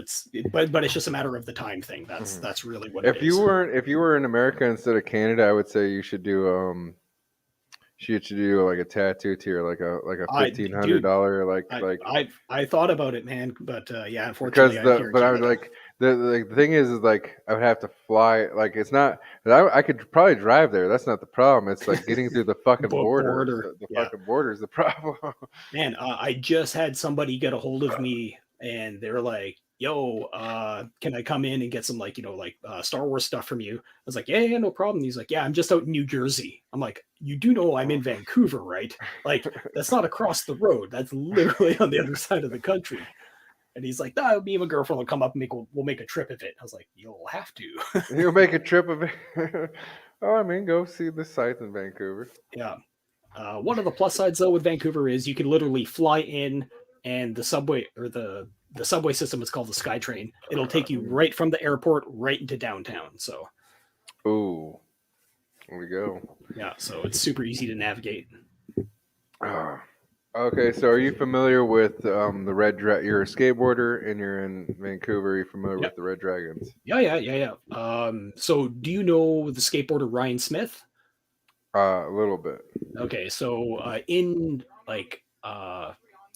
Skate 3, he's in Skate 3 with EA, Deerman of the Dark Woods. Like those are two dudes that I used to skate with back when I started Oh skating. wow, Yeah, okay. yeah, yeah. I was So just when wondering if you're like we're familiar because like I used to listen to satellite radio and Jason Ellis oh yeah, was like we used to hang with those guys back yeah, in the day. yeah. So yeah, Ryan Smith, he ended up hooking up with RDS, and then when he got RDS on RDS, he got hooked up with DC, and then he went over to I can't remember. I think it was Zero, and then he started his own company called Mystery, and then yeah, like super talented guy, man, like crazy fucking tech skills and lots of skateboard lore. Bro, okay. You know what annoys me is the people who have like some kind of artistic or like performance talent, and Yeah, then they're business savvy too. Like fuck you. You don't. You're not. You shouldn't be allowed to be both. You like because that's like 90% of. You know what I mean? Like most people are either you're good at a boring job or you're good at a fun job, but you don't yeah. get to be good at both. Well, Like well, you know what I mean? the goal is to realize hopefully you're good at one and you're working on the other one always. Yeah, no, you're supposed to have a hobby. You're supposed to have like, you know what I mean? You're supposed to use the one to build your life to facilitate paying for and, allowing you to do the silly things that you're not good at. Yeah. But you're not supposed to be like really good at business and really good at like fucking off too. Like it's not fair. So that's like Well, Superman. Like he's like the most unfair character, out of the superhuman verse. well, the goal is to find those people that are doing that and just be like, "What are you doing? How are Yeah, you no, doing no, that?" no. You can't replicate. No, they're just genetically gifted. It's like being next to an athlete. Like when you stand next to a football player Yeah. and you see physically how much larger they are, like how, like like the difference Yeah. in the musculature. How you can tell, like this is a different animal than you. Like Yeah. literally, like Like I don't want this dude running at me like because he will catch you and me. I are not the same thing. Yeah. I'm not equal to you. Yeah. You're a monster. The, like that's just kind of like the same kind of thing, dude. Like that's like it's just not fair that I don't know, son of a bitch. Like there are people, and I believe that you can grind and pick up stuff. You can learn things from people, but Yeah. so I'm saying like typically you have to be more oriented towards the boring stuff or more of a less of a creative job unless you're in like sales. I think sales is creative because sales is just bullshitting Sale. people or opportunistically using things that people like think people are relate to get them to buy your shit. So this is one of the things that I learned in sales when you're trying to sell stuff to people is when you have a one-on-one with somebody, generally they are telling you how they want stuff. Yeah, yeah, In their language, they're using things of like, I want to buy this, but not right now. But if I were to buy this, this is the language I'm using. And they're telling you right in front of you. And but if you don't have the skills to pick it up, you're just sitting there being like, being like, try this. And they're like, nah. But they didn't leave. They still want to try it, but they didn't leave. yeah. So It's yeah. it's I well because okay, so I was the manager of a Jiffy Lube for a minute, and they stuck me in an area of California. I was in mind you, this is California, so this is really bad. This is a tough area to work in. Yeah. The average income was $14,000 a year in this town Oof. in Oof. California. Where's this? Bakersfield? No, this is between LA and San Diego. This is just this is desert. This is desert. Yep. This is Hemet. I don't know if anybody knows anything about Hemet, but That's Hemet. that's the sound the town makes as you drive by. Yeah. So yeah, so I was out there, and I had just come fresh off of being the assistant manager at the second worst store in all of the company, right? But I was, kicking ass, so they put me over there. Now this store had been losing $700 a month for 2 years. Losing 700. Yeah. Now, well, no, it was losing 200, 700, but they kept it open because it's a franchise thing. Once you're in a franchise and you own multiple locations, Mm-hmm. there's benefits, right? Like, so it would cost them more money to not shut it lose down. that money than to Yeah. shut it down, Yeah. right? Losing the money was cheaper in business sense, Yeah. right? So they kept it open, but I had to take it over. The average income is $14,000 a year, and I'm supposed to average $92 a ticket for 20 cars a day. And I was lucky when I started to pull between 6 to 15 cars a day. It was rough out there in the Damn. streets. It took me a few months. It took me a lot of months, but it took me like 3 months of hard selling, hard moving, and like calling the office and like getting talking to the sales rep guy, and Yeah. getting him to make different deals and send coupon shit out or whatever, Yeah. and like really assist me.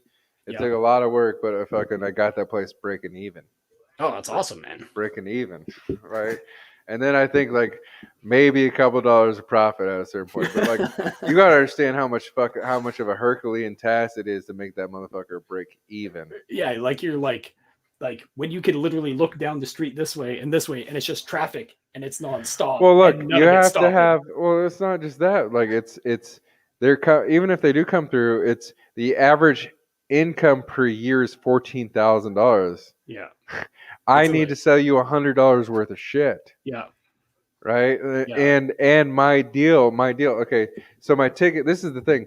The goal is to get you to at least $92, but I might start out with, depending on what kind of oil change you're going to order and what coupon you bring up to Yep. me, at $19.99. Yeah. I might start you at gotta, $26.99, and I have to talk you up to $92 to break Yeah. it. You know what I mean? Like, yeah. it's Got to get that gift of gab going on. no, you do. You have to go through. You have to do, and it's a lot of. And then the other trick is you have to move things that have higher profit margins, right? So Yeah. light bulb changes and engine flushes are more profit than doing spark plugs, right? Yeah. So if I can, or even fucking real simple shit like wiper blades. You Yeah. stay on top of wiper blades. Wiper blades are like 30,000% profit. Yeah. Wiper blades cost like Can 10 I- cents a piece, and Can I you replace sell your them. little rubber strip here for Yeah. X amount of dollars? Yeah. Wiper blades cost like 10 cents a piece or some shit from China when you buy them in bulk with your fucking, Yeah. with your business license and shit. Yeah. And you charge $20 a pair. You know what I mean? Yeah. Like, Yeah. it's exponential on things like that. So if you really follow those corporate models and like go through and every step, like really mark down everything, Yeah. and then dig for some extra shit here and there, you can bring up a lot of stuff, but then it's after the point of finding stuff, it's then on you to be the salesperson to tell them like why they need it. Like, Yeah. why do you need this? Why should you get this? What is the hazard? I mean, I used to sell a bunch of fucking light jobs just off of the license plate, because the license plate in California, if it's not illuminated correctly, that's Yeah, a you're gonna get ticket. ticket. Yeah, It's they'll a find a way to $300, ticket you. yeah, Yeah. $300 fucking ticket. So Right there, they're gonna be like, oh yeah, that's what how it's much $10 did I just for this service. $10 save you Yeah. 300 some dollars. Yeah. Hell yeah, hell yeah. Well, technically it should be 30. It should be a fraction, a nice round fraction. And that light, 10 cents costs the company. Yeah, You know what I mean? And exactly. 2 seconds worth of work to put it in. Yeah, you gotta find a way to swing things, man, and that's it's the interesting thing with doing the whole comic book scene here too. It's kind of like the same thing. You got to find your way to schmooze your stuff out there, and You have to establish yourself. So, and in the establishing phases, you have to be very smart and critical about how you do it. I mean, it's everything from page sizes. Like, it has to be priced right for pages, and then it has to like have the right kind of stretch goals and stuff. yeah, And then you have to decide, do I want to lose money this time? Like, am Yeah. I establishing the property and am I going to lose money? Yeah. Or am I just establishing the property and I'm going to try to break even? Yeah. There's See- different financial decisions and models for that. Yeah, see, with issue 1 and 2 that I have on IndieGoGo right now, I've actually taken out stretch goals because there is like I'm up here in Canada and Yeah. everything is by shipping weight. Oh yeah. Oh So fuck. so yeah. I can't make all these promises of all these Have you things. thought? Okay. How many Canadian customers do you have? In total, it was about my last campaign. It was about 30%. 30% of my. So here's my question: like, have you thought about like talking to like Critical Blaster or like an American Fulfillment, so you can just like nail out the rest? You know what I mean? Just Yeah. to say like. Unfortunately, it's not enough to merit it It's- right now, so I'm just dealing with it myself. Hmm. But the goal that I'm doing right now is the floppy issues of issue 1, issue 2, and issue 3. This is just to get it out there. The real goal is when it all gets collected into like the tankabon, like like one of these Oh guys. yeah. Because That's my favorite. That's where I really like to grab up. So that's the plan for me is once I get to this stage after issue 3, these are the things that I like always have on sale. Like you'll always be able to get volume 1, but anybody who's a collector who's looking to get in, the floppies are all limited print runs. I only do I have a standard edition. Here, let's pull this out. So Oh yeah, let's do this. got that, and there's a standard. So yeah, this is just the standard edition. And I only do 350 copies of these, and depending on the order, I'll sell 300. Okay, so I found you on this campaign that you're currently running. Yeah. And I know I did the catch up, but am I missing something? Did I miss a run? Did I? Nope. did I not get- okay. Issue 1 and issue 2 is all that there is right now. Okay. Yeah. So all right. I was like, oh fuck, did I just miss a cover? It's like, did I? Fuck, I was gonna be mad. There's the color cover, which you could only get by signing up to the secret tier. Well, how do you sign up to secret tier? So is that in my email? Did I miss it? No, Yeah, you probably missed it. So for the secret tier, not so much a secret anymore, but this is the only way you're going to be getting any color on the project. So that's going to wrap around cover. That's issue 1. Issue 2 is going to have the same thing, and there's only 100 of those that are printed. Are they still in existence? You know what? yeah. Hey, no, they're not exist. Fuck all you people. They don't exist until I get one. Yeah, and then there's the sketch covers. And same thing, I'll only print 100 of these, so that way, if somebody wants to... Okay, so is this to clarify, is this a sketch cover where you're going to say the fan can sketch on the cover, or is this a sketch cover where you're doing the sketch? This is where I do the sketch on it. So, okay. Yeah. So you're going to get original This art. is not... Okay, so for the sketch cover people who are basic comic book fans who think you're just getting a blank comic, this is a blank comic book that will have a custom piece on it from the creator. Yeah. So yeah, and that's why it's obviously more expensive on the campaign, because you're getting original artwork with it. 1 of 1. That is it. So yeah, those are I mean, unless you like literally got one of those machines, like where the like yeah, like it would just caught like there was like 15 different like, books yeah. getting drawn at one time. Oh man, I mean that'd be kind of. Is that cheat? Is Some people say cheating. I say just being efficient. it... Oh, that'd be so awesome. Oh, you know what? That's what Kemosabe needs to do. He's got the Company Men book in Yep. Australia, one of those peeps, and dude, like he was one of those people that fucked up and like I'm gonna do a sketch card tier or whatever, Yep. and like didn't limit it and has like 160 of them Damn. bad boys, and he chugs away on the street. He's gotten a lot of Yeah, stream man. material Yeah, out of it, he's and it's been banging awesome. those out though, man. That's the awesome thing. Yeah, I got Yeah, but I the mean, sketch. I got my sketch cards ready to go here because I will be doing a sketch card tier later on. So I'll be adding that down to the campaign a bit later on. But like I said, I need the time to actually sit down and draw those. well, I think you might want to look at some of the older for the next campaign. Mix in some of the tattooing stuff and look at some how the musicians do it. Yeah. I've seen it where people, you know, like different musicians, like Michael Graves, whatever he did it. Like it was $1,200, right, or $1,500 or something, and Yeah. that was to get him. That was to pay for the performance. Now, Yeah. the catch to that was you also have to pay for him to fly out there, and you have to pay for Yeah. his hotel room. Yeah. Of course, in a room and board. Yeah. So, but I think, I mean, that could be dope, though. That'd be pretty dope. You think flying into different states and doing some tattoo? I mean, that would be some dope traveling Yeah. content too. I don't get me wrong. I've definitely ran across that, but I don't know what IndieGoGo's terms and conditions are with that kind of stuff.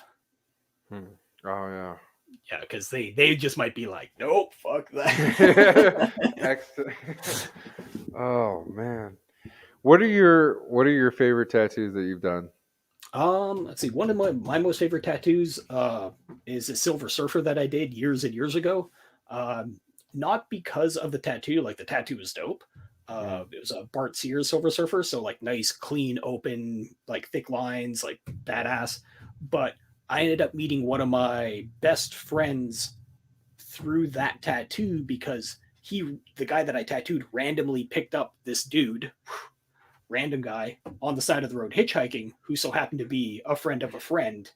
And so he shows up, and the way that he's bantering with everyone, I just assumed they were all buddies. I didn't know he was just a random that got picked up hitchhiking. I was like, oh fuck. So, so we're all hanging out, having beers and stuff like that. And he's like, no, like I'm friends with Maddie and Danny Boy, but yeah, I don't fucking know this guy from a hole in the wall, man. It's like, oh shit. But that's just how personable he is. He's able to just become friends with anybody at the drop of a hat. So, Oh, what? and Okay. then yeah, we obviously hit it off, and it was just like, yeah, fucking, he's been one of my best buds for the last, oh god, that like 20 years almost now. Yeah. Sir, you had a bunch of art you sent me. You're the only person I would, okay, take notes. Take notes, people. Press package. This gentleman sent me a Google Drive and it was so dope. I was like, oh, I feel like I'm on the inside track because I was like, oh look, I got some extra artwork here. I was like, this is dope. Like, put together a press package, not just have a dope trailer, put the money into the trailer, but have like, but that was like there was the list was there, all the website, like everybody else. I've been doing the hunting game. Like I just Yeah. like look up all their stuff, and like sometimes they're like, oh, there's a website, and then I click on the website, and there's like 15 links to other stuff that's not on their other social media. Yeah. So if I just like looked at their Twitter or just looked at their YouTube, I would have only thought there was two things. Yeah. There's like 30 other things. I was like, oh man. Yeah. No, it was it was just easier for me to put together a little press package with like different size dimension stuff, and so it's Yeah. just Oh, easier. it made making the thumbnail. Okay, the thumbnail hasn't showed up yet. I was having technical. I've been having YouTube technical difficulties. However, I made a really dope thumbnail. You know what? I think I can. I think I'll share it. I'll share it because I feel like I've been. You've been cheated. Everybody gets their own dope thumbnail. Like I took time to do this. I did this. I came home from work and did some lunch hour because I got screwed over this week with a bunch of stuff, and I didn't. I had to like do everything today. So there we go. Boom. Share. Boom. There you go. There's the official thumbnail for. I don't know. I do crazy thumbnails. I don't know if you approve this thumbnail, but your artwork, but having the ability to like grab stuff, like having that press pack was awesome because I was able to pull. Usually I have to go hunt. Yeah. Like I did. You need to include a picture of yourself, like like a good like pose or whatever in your press pack because I had I to like go usually through have. your YouTube. Yeah, and then I cut that forgot. out. Yeah, I usually have this like it's on fuck, I can't remember the comics gate shit. There's like comicsgate.org, and then there's Oh, also okay. yeah, there's another one I can't remember off the top of my head, but I usually send that photo of me because it's like me with like this Cthulian fucking thing coming out of my mouth, and there's like a little guy fishing off my shoulders. So Well, I made you blue. So. blue.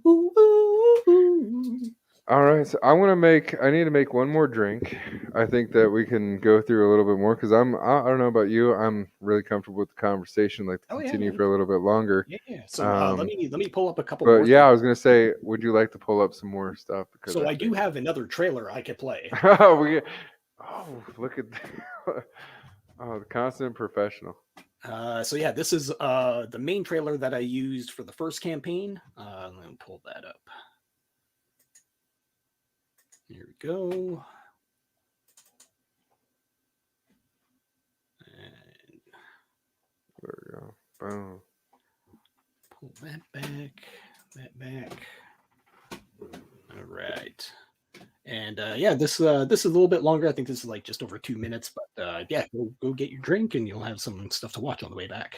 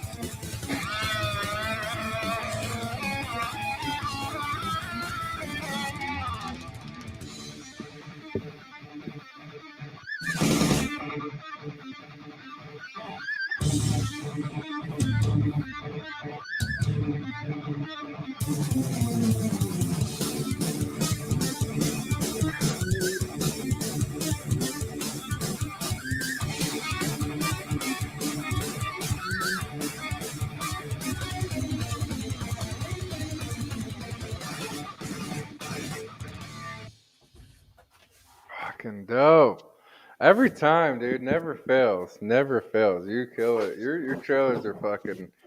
They're perfect.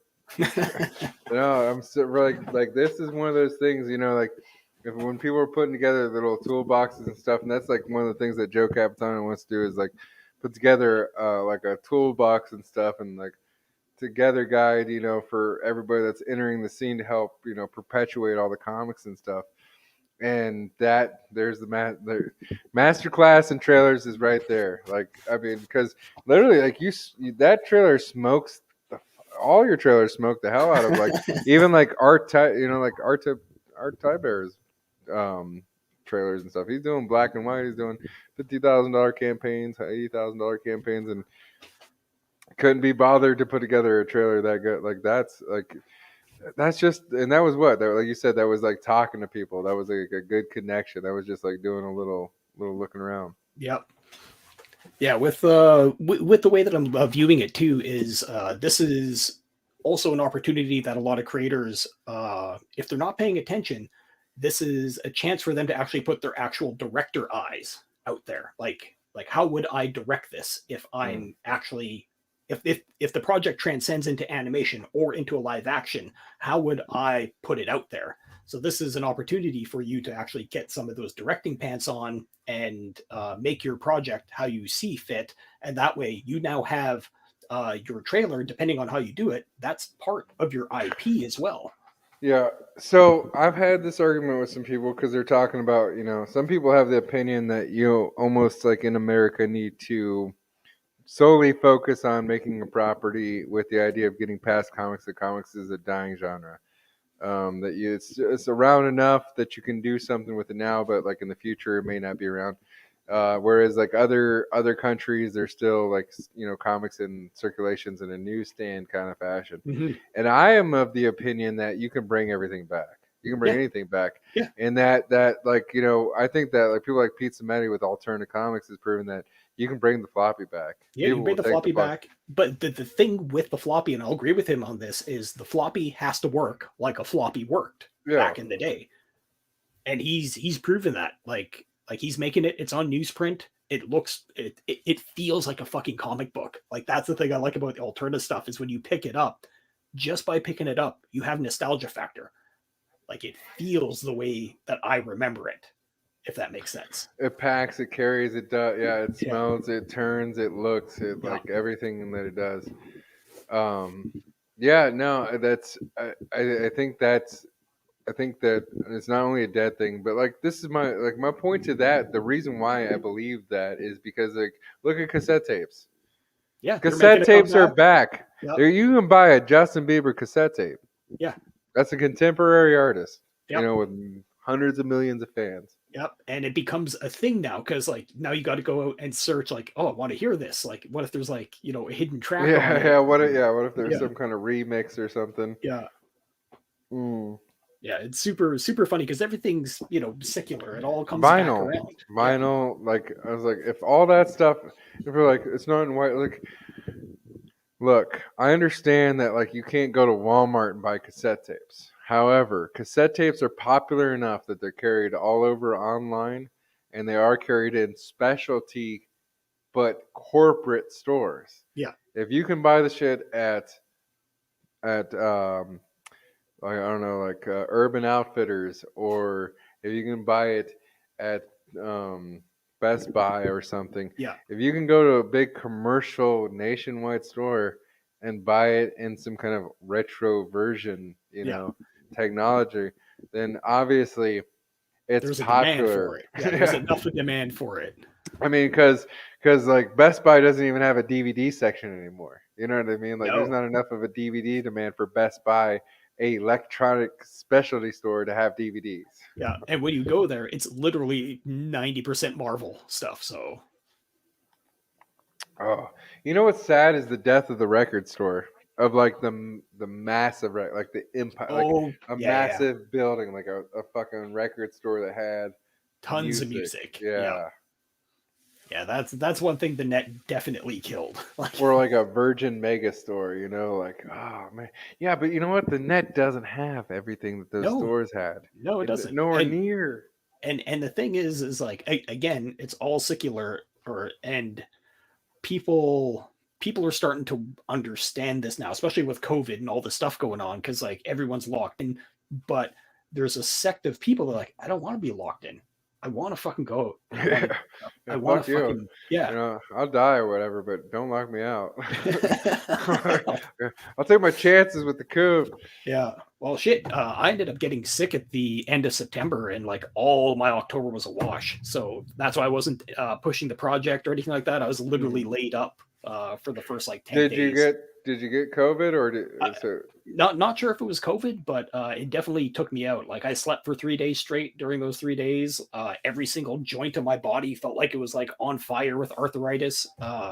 Had this like stupid annoying cough that wasn't doing anything. But See, I think I might be of the genetics where I'm one of those people who just like could it have just got doesn't it affect. and didn't. Yeah, like I Yeah. had like completely like asymptomatic, like because for the majority of COVID, because of my lovely ex-wife, I had a night job where I worked at the gas station like pretty much 7 days a week on top of whatever else I did. Yeah. And I was in like a really shitty. I was in Vista, California, in the shitty, like real bad. Anyways, needless to say, I got a lot of homeless pee dollars. You know, Yeah. like dollars soaked Yeah. in urine and whatnot, and Yeah. whatever other gunk that homeless people are fucking Yeah. soaked in. Shit, man, those guys are immune to everything. So Yeah, you're getting yeah. like So they gave me, you know what I mean? I touched shit after them yeah. for like a year, and I Yeah, didn't, you know. you So got a different kind of immunity jab from. I mean, like between that and the Marine Corps, and then Oh yeah, like the Navy being angry with the Navy doctors getting mad at me, or nurses rather, yeah. getting angry with me and losing my shot record. Because you know what happens in the military when they lose your shot record? No. They just give you all the shots again. Oh shit. So, They can't. yeah. They record it this time though, Yeah. right? Until you fuck up and they lose it again. You know, I've been, dude. Let's put it this way: hepatitis A and B. I'm back. There's no. There. I don't see a way it could happen. Yeah, At this you point. got a stone wall with like an army behind you. Like, I've been vaccinated so many times for hepatitis A and B. I can't tell you. It's just hepatitis B for some reason is like you can get taken out of the military, like it's a discharge or whatever. I don't know what it is. yeah, that's a tricky one.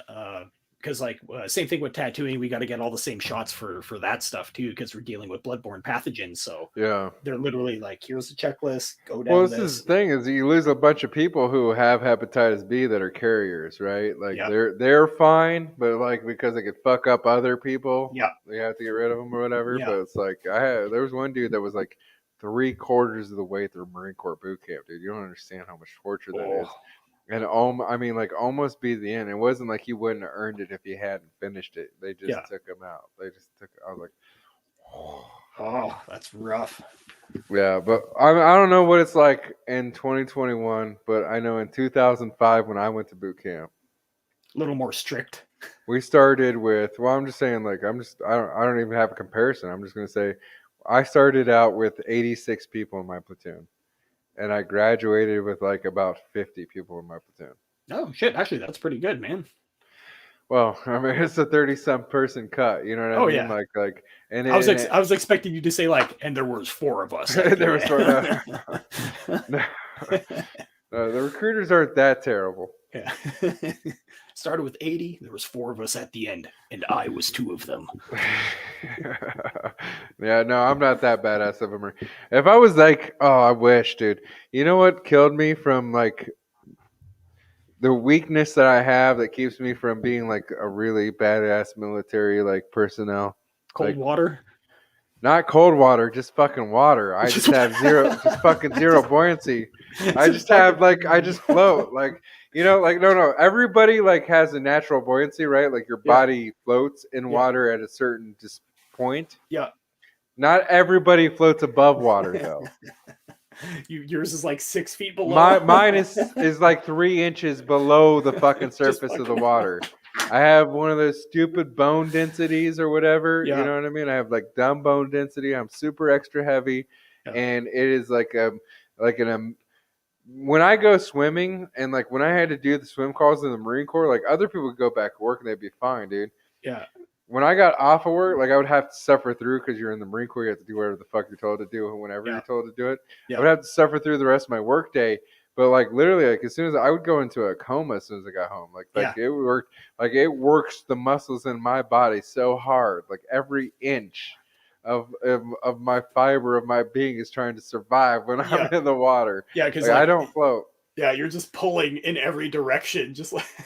So because I can't swim like that, you can't be recon. Like that's Yeah. just It's just the way that it is. Yeah. Yeah, it's just it is what if you can't swim good enough to be drowned 6 times and still keep floating, then you can't like my hat's off to him. I could do all the other shit. I could do the running, the climbing, the hiking, the fucking shooting, whatever, like all that other quality.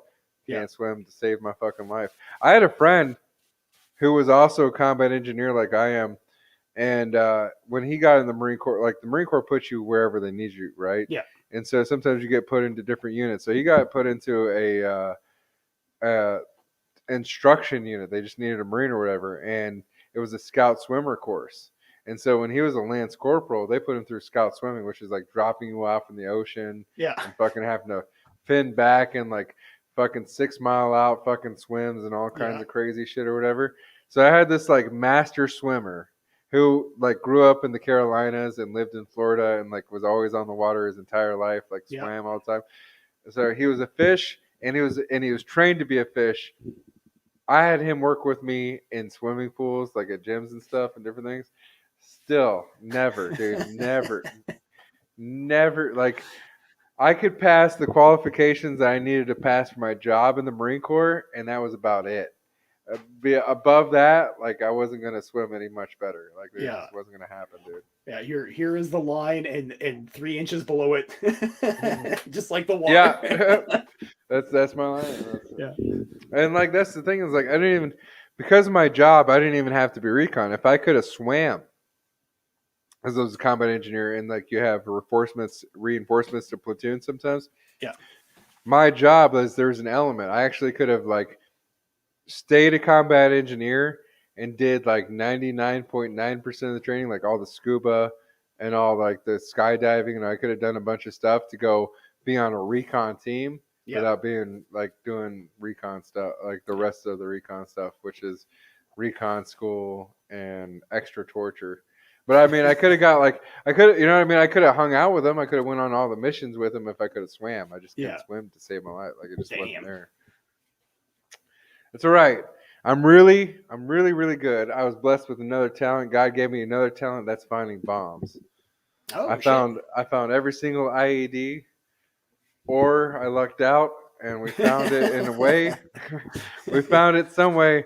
All IEDs were located by me, It's like, oh, what's except this for in my one. foot? Oh shit, there's another one. bro. No, the first mission. So this is the thing. Now look, the Marine Corps is the lowest funded military branch in the American military, right? And we're a department of the Navy, right? So we're technically falling under the Navy. So we don't even get to be our own whole full branch. Yeah. Our budget, basically, we're our own branch on paper for like uniforms and all that other shit. But when it comes to funding, we get no money. No Yeah, money. it's just like you get the leftovers of the leftovers. Of the leftovers. Yeah. we get the shit that the Army rejected after they spent billions upon billions upon billions of dollars. We get that shit. Yeah, but when you get it, you know how to fucking use it though. But we God damn it, we God damn Dude, right. that's literally the Canadian military. Like you got dudes out there with like 35, 40-year-old gear, and they show up to these games and they're like, what the hell do you have? But they know how to use it inside. No, brother. Let me tell you something. I was combat engineer. So now original combat engineers did a couple of really crazy things. In World War II, there were the guys that held the flamethrower backpacks. Oh yeah. And there were the guys that looked and set landmines. Yeah. Vietnam, set landmines, removed landmines. Made and removed landmine fields. Iraq and Afghanistan in the 2000s, hunting for IEDs, which is completely a lot different. Yeah. Because see, like, there's only so many mine makers in the world, and so there's only so many models of mines that exist, right? Yeah. And so you can very specifically, like McDonald's, train how to fucking take apart those. Yeah. However, IEDs, which are improvised explosive devices. Yep. You don't know what wire does the what. No. Yep. No. It's anything could do anything at any time. Yep. Yeah. There's no like safe way to remove it. There's no secret trick to unarm it or like remove the firing pin or something. You know what I mean? Yeah, Like there's you're just no like, I don't even know what the hell this thing does. All I know, it no goes no. If boom. you touch it wrong, it's gonna go boom. Yeah, That's all you know. yeah. That's Damn. so like they gave me a mine detector from Vietnam. So current grade. Like literally. The only thing new about that setup was the hand. They gave me 2 sets of batteries. 2, because you don't want your batteries to die when you're doing this shit. You don't want to be walking around like this. Is the thing though. This And is you get I that don't half know. that half beep, and then you're like, wait, was that a beep beep or was Well, see, this thing I don't understand is because those old pieces of shits, like they always had a whining sound as long as they had power, right? Yeah. They had some kind of whining sound. Yeah. You'd have to be a fucking dullard. You'd have to be a half-wit, not paying attention motherfucker, like to not to know, like unless your batteries like literally died within like the 2 or 3 seconds, like it died and then Yeah. you swept over an ID and then you stepped on it because they died at the perfect time. Yeah. You know that your shit's dead. Like you Yeah. know that's dead. It makes a sound. I don't even like I can't train people how like I cannot verbally tell you. I could put the machine in your hand and I could take you out to a field and I could show you how to use it and I could say, "You hear that? Note that. Yeah. That sound means death. Yeah. You hear that sound? That sounds means, this. You hear Yeah. that? Like, but I couldn't, like, in words tell you, like, this pitch on this frequency is Yeah. the beta, zeta, fucking whatever pitch Yeah. frequency it is. But I Yeah. can tell It's you it's from the my official ear. like hands on. You have to be Yeah. there doing the thing, and then yeah. Yeah, dude, that was fucking sketch. So, like, Well, no needless shit, to man. It's say, fucking explosives. needless to say, like, I went on my first mission. And then, you got to think, dude, like, I spent 2 weeks 2 weeks learning how to use a mine detector in engineer school. It's only 13 weeks long, and then I go to the fleet, and then you do training throughout, day to day training or whatever. But like some things you can kind of simulate, but you can't really simulate. Yeah. Like you just Well, don't. especially you get out in the field and then you have other factors going on that you have no Oh idea yeah, about. yeah. You got the people shooting at your factory. Yeah. That's the other part. Yeah, with their AK-47 up in the mountain 2 miles away trying to hit you. No, well, yeah, and Syrian snipers and those sons of bitches. Hmm. Yeah, Yeah, dude. I had a You know buddy of what the mine. Oh, go ahead. pop culture? I'm gonna get out of the. I was telling too many war stories. I'm getting too weird. Anyways, I'm gonna get out of my fucking weird war story time. But I'm gonna say the one cool thing that's pop culture wise, one of the baddest things that happened to me is I got to meet the Chuck Norris Oh, badass. and get a fucking picture with him Nice. in fucking Iraq. Out and he was in. We were out on one of the dude. I was on a mission.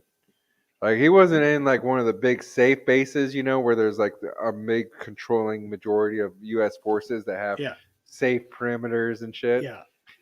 He was on the flights. He was going out to like the like where like motherfucker like he could have got shot down going out Yep. to some of the bases he was going to. Like he could have died like 100 different times going to visit people. Yeah. So he went out to this no name fucking base that we were doing improvements on. That actually we did get hit by indirect fire. Like it's kind of like mortars. They weren't proper mortars, but they were like homemade mortars. Yeah, everything's But all makeshift. Yeah. yeah, but we did on that mission before he came. We actually did get hit, and there was like a lot of casualties out of that Oh shit. situation. Yeah. So I mean that base, my unit was safe, but where we were on that base, but that base did get hit, and that's about as much as I could say legally. Yeah. At this point. Yeah. Till like 50 years from now. Yeah. That's cool though, man. You got to meet Chuck Norris in like a highly Yeah, no, active that's what the area. whole point was. The whole point of saying all that shit was I got to meet Chuck Norris, and he came out like it wasn't like one of those bullshit U.S. tours where like people were just doing it like for the clout. Like he was going out to like really dangerous, like shitty fucking spots and meeting people. Yeah, not exactly like you're doing your thing. You're like, fuck, this place got hit. You turn around like, The fucking Chuck Norris over there. Yeah, no, yeah, no, he was like on bases, like like no, there was only a couple hundred troops, and like That's badass. people could have fucked it up. You know what I mean? Like a good insurgent attack, Yeah, he would have been real, or like I said, he could have been shot down yeah. in some of those areas, like very sparse troop forces. Well, it's cool that he made the time to go out to totally remote bases. You know who canceled on me that made me mad? I was so pissed. I can't even tell you. Okay, so I was on my 7 I was on a big base, and WWE was there. And I wanted to go. I wanted to go see WWE. So I wanted to see the Undertaker. He's supposed to be there. I abused my Marines. I rushed them. They told me. They said if we get X amount of work done, then before the mission, because this was like a time that we were prepping for a mission, and it was like happened to be one of those things like during the middle of the day, these people are going to be on base, but we're prepping for a mission. Yeah. And so it's like if we get this a certain amount of work done, yeah, you got a window. Then if you can do it, then you like if you make it happen, you can go captain. That's what they told me. Yeah. And I was like, okay. And I did I busted my ass for like 3 days straight. And like I made enemies of people, and I fucked with other people, and I was up other people's asses for it. And then I like did all that shit, and like to get it there on time, and walked up, and it was canceled. And I was like, oh. And you know when they rescheduled it? When I was on that fucking mission I was prepping for. Yeah. That's when they fuck. Oh, rough. Oh, that's brutal. Bullshit, sir. Bullshit. Oh, goodness. What is the weirdest tattoo that you've done? Oh, geez. Weirdest tattoo. The thing is like I don't really accept weird tattoos. Like I've had lots of people ask to get their like dick done or something like that. I'm just like, yeah, it's not happening, man. You don't have enough money for that. How much? That'd be fun. Like, well, what if I do? Like, what if you met somebody that called your bluff? Was like, I have like maybe I do. I have like $1 million. How much money do I have? And it's like, I don't know. Let's start putting cash down. Let's really find out. What if somebody did like some kind of crazy like poker scene, like Philip, like gangster poker scene, like $100,000 cash, was like, you sure you don't tattoo dicks today? Are you sure? Yeah. If you got 100 to blow on that, you probably got another 100 to blow.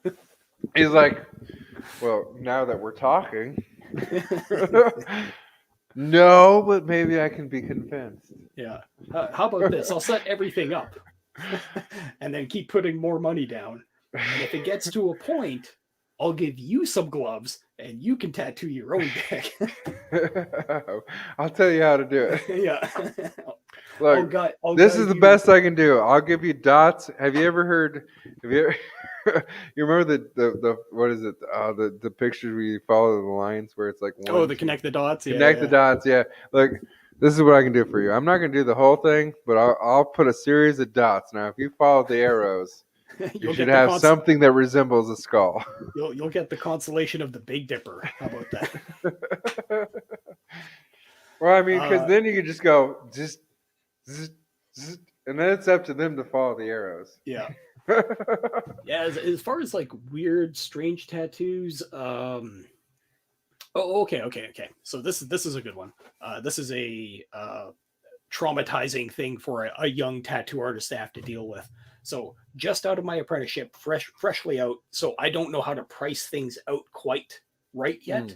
Yeah. And this lady comes in probably at this time, like maybe in her like mid 40s, maybe mid late 40s. She's got like the like kind of like the wave hair going on, Oh God. And she talks like this, sweetie.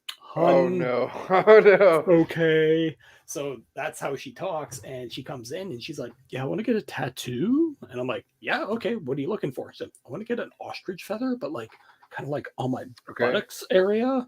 Okay. And I'm like, okay, yeah, I could do that, but I have no fucking idea what an ostrich feather looks like. She's like, hold on, sweetie, I'll be right back. I got one in my car. So she has ostrich feathers in her car, pulls it out, and it's like you have the main feather with like thousands of plumes with like thousands of like the feathers coming off of it. I'm just like, Yeah. I don't think I can do this. Like, but she was very adamant, and she wanted to look like a technical drawing from a textbook. So literally line Oh, for she wanted. line. Oh, she Yeah. wanted the line work into. I was gonna say, Yeah. like, if you want, like, it's because, like, I was gonna say, like, that's not like an atypical tattoo, and like Yeah. that's actually those colors are beautiful. So, yeah, Well, that would probably be dope. yeah, so like I was like I could do like a black and gray version of this where it's like shaded because like it gets very airy with how tiny these things are, but she wanted no like a very technical line drawing.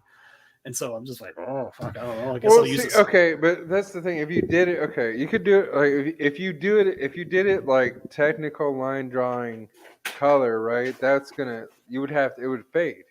It would look good for a little while, but that's Oh not yeah. like that's not Yeah. a tattoo that would be a tattoo with maintenance. There's no way that Oh, tattoo would oh long yeah. term, like, even No. if you put like all the like skin conditioning shit in the world on it. Yeah.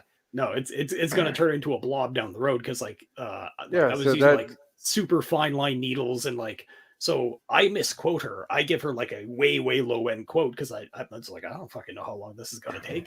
so you're just So like it's a feather. You're like yeah, so feather it's on like her ass. I'm Like, new to this shit. I don't know. And so she comes in and I'm tattooing her, and for literally 4 hours while I'm tattooing her, she's letting out like these ungodly fuck moans for 4 hours. So just being like, oh, to the point where like like she everybody was appreciating it too much. that's what it sounded like. Oh So goodness! And you're like, everybody, I feel dirty now. Did you have to take a oh, shower oh yeah, afterwards? big time. And especially it's like, take your time back there, sweetie, you know, like No. to the point where You like know what? Isn't it so much creepier when women do it?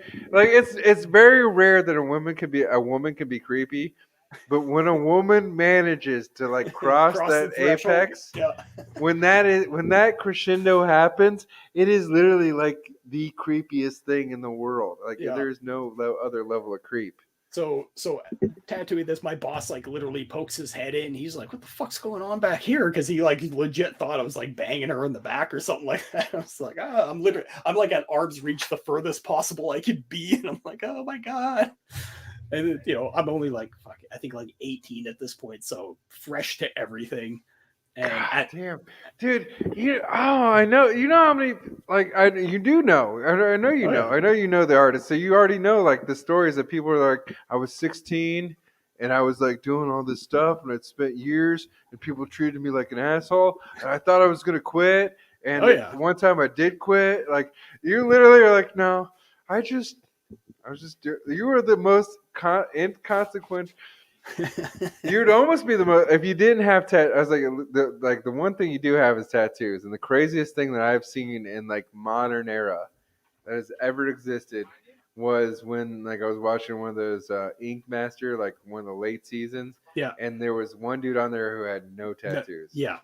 and I was like, no not one, not one, not one, Yeah. not one. And I'm supposed to trust you to tattoo me? No, like Yeah. I trust the crazy guy that draws stupid shit on his leg more than I Yeah. trust you with no ink. Like, you can't commit to one. Yeah. And that's kind of the thing too. It's just like I may not look the part, but that's on purpose, you know? Because Yeah. like I get a kick out of when people come in and they're just like, oh, where's the tattoo artist? And I'm like, oh, that's me. And then they're like, you know, they give you the scan. They're like, Like, oh, this Yeah. is a really upscale shop. So you must be the person, the greeter. yeah, you're the front guy. Yeah. You're the It's like, schedule. yeah. And then especially the other shop I was at, Unity, they're like, oh, you're a tattoo artist? You know, they don't see any tattoos on me Yeah, and visibly. then you bring them in the room, take off your shirt, you put on the top knot. You're like, Well, then they'd be like, "Oh, who's the most experienced in here?" And I was like, "That is also me." That's also. Well, I mean, but like the difference between you and that person is you're a sleeper. You're the sleeper model. You're the guy that you have tattoos. You've done the tattoos. You know what the performance looks like and yeah, what it is, but it's all wrapped up in it's a station wagon Nova with a yeah, exactly. 454 under Yeah. Got a big block under there. No, but like I'm not like completely covered or anything like that. But now that I'm back into the swing of things, I got plans for I will get to the point where What about your character? I mean, I would think that you'd probably want your characters, uh or at least eventually, something, but like I or want to like get a this. piece of them. I want to get the story, further along. Yeah. Because there's so much like fun adventure shit that I have planned. I'm like, oh, that's gonna So be a okay, fucking we've blast. seen trailers, but I haven't heard from you. Or I haven't heard. Maybe the audience has heard. I was making drinks. What is the story? What is exactly the story, sir? All right, so it's long form storytelling, much like most manga. It starts off one way, and just as the adventure goes, it evolves into something else. But at the core, at the heart of it, it's a young boy named Nido. He's got his two best friends, Sisik the snake and Trigger the chicken. They have to go out into the world for the first time to find something to save their other friend, Catmaster Lee's life, and they are aided by this thing called the Seeker Stone, which shows them the way from time to time where to go. So they have this kind of like compass, and where it's pointing, they go in that direction, and the adventure that ensues along the way to try and save their friend. Oh, you know what would be dope? What might be dope? You might not be able to do the tiers like because of geographical stuff, right? Yeah. To tattoo your fans, but I remember that Mark Echo did this thing like when I was in the Marine Corps, where if you got there was he put out a flash sheet essentially, right? And if you got one of these tattoos, you got a permanent, a lifetime discount at any Mark Echo store or online or whatever for Yeah. like the entirety of your life. Maybe for some of those hardcore fans, because that snake's pretty dope. I'm into. One of the things that I don't have enough of, I have one snake, and I want to get more snake tattoos. I don't know why, but like something recently, last couple of years, I was thinking about it. There's something about snake tattoos I Well, found they really look dope. That's why. Yeah, I don't know. Yeah, I don't know. I guess I've been just like really looking into. I mean, I've looked at. I have magazines like still from like 2000, like from like when I was like in Iraq and Afghanistan and stuff, and I made the wife send them out to me. Yeah, I still like, have those. send me Like, some fucking tat rags. yeah, yeah. So I still have like, there was like a real heavy like section, and I still have all those old. And I just like look through. I look through them. I look at the progression and stuff, and I was like, Mhm. oh man. And like there's something about snakes that stuck out to me. I was like, I don't have enough snake tattoos. I just don't. I was like, I feel like I need some snake tattoos. Snakes and eyeballs are two things. Like Oh, snakes okay. and eyeballs are dope. I love the eyeballs with like the dragon tails and the wings and shit, or anything like hot. I love hot rod art and hot rod Oh, tattoos. okay. I like the Ed Roth style, the like, Or Coop. or I Coop. love Yeah, me yeah, some Coop. yeah. But I like the brute style. Like you can see, like I do like some Santa Cruz like art. Like Yep. my Some icons more like like that. Is it Roscop? I can't remember the name of the artist, but like the guy who did the classic Screaming Hand and stuff like that. Yeah, Yeah. yeah. That I think that shit is so fun. Like that's my favorite shit. And I love that. Like it it always looks fresh to me. There's something time. It's like a black suit. Like there's a certain cut of certain black suits that if you look at a man from 1800, Yeah, they look good. 1901, It always looks or good. 2021, Yeah. that suit looks ridiculously good on men Yeah, of every you can generation. literally pull them out of time, put them anywhere, they're gonna look fine. Yeah. Yeah. So yeah, so with that kind of stuff, I do have ideas of secret tier stuff down the road where I'm going to be doing more tattoo style covers. Mm. But for right now, just with getting the campaign rolling, and just getting my feet wet, figuring all this stuff out, I don't want to bite off more than I can chew, and just keep everything very, very manageable. Yeah. I don't know. I was wondering too. Patreon might also be a kind of a thing, like especially with the tattooing thing. Like you might be able to do like some really interesting stuff as far as like a Patreon and kind of thing. Yeah, I got a Patreon set up. I have an idea for what I'm going to do with it. It does involve Caius. It does involve a couple other projects that I want to get going on. But the main focus right now for Caius is just getting those first 3 issues out and building up toward the graphic novel. Dude, the graphic novel. I mean, that's my favorite thing. Like, this is where I'm like the worst comic book fan in the world sometimes, except for I see I'm the worst commercial comic book fan. Right? As long as the mainstream is it operate, if it had operated like it was supposed to, like it did when I was a kid, Yep. I would have been the perfect casual fan. Right? I would Yep. have been the person that you catch with the dollars on the back end or whatever. Right? Yep. Like I love buying omnibus. I love when I discover something late. Nothing makes me happier when I discover something late. Yeah, because you're And like, oh there, shit, there's a lot of this. That's fucking yeah, like, dope. and Yeah. there's like literally like 15 fucking books that are like an inch thick. And I'm Yep. like, Yeah, man. Just oh, like fucking like this. This is what I want to be aiming towards always. Is like volume 1, volume 2, volume 3. yeah, that when I can get my hands to that, I'm just like, oh god, damn. It's just like there's nothing better when you're like, this is something I haven't read before, and then you read it through, and you're like, oh fuck, I really like this, and you're like, there's 20 of them. Yeah. You're like, yes, yeah, thank you. Yeah. On the downside though, depending on if it's like a Japanese thing, like some of the manga artists, they get so far into the series and then like Berserk, the creator just Yeah. passed away, and it's like, ah. Okay, but this is the thing: all creators pass away, right? Yeah, hopefully you get your stuff finished and wrapped up before then. Yeah, true. But my point is, no matter at what point in the game that you pass away, all creators pass away. So if a person is capable, if you find, and that's the key word term here is capable. If a person's capable, you know what I mean? I feel like the too soon thing is just a fallacy. I think that too soon really means that there hasn't been enough time for people to understand what this person was artistically expressing and are not capable of redistributing it, Yeah. and again, in the way that it was intended to be distributed in the first place. Yeah. Is more accurate. I don't think that there's a lack of something. I feel like it's just not being done correctly. Yeah, that's one thing with Berserk too that was unfortunate is the manga is amazing, but they were never able to adapt it properly to like a cartoon or anime. Every time that they did, it always kind of fell short as to what it actually is.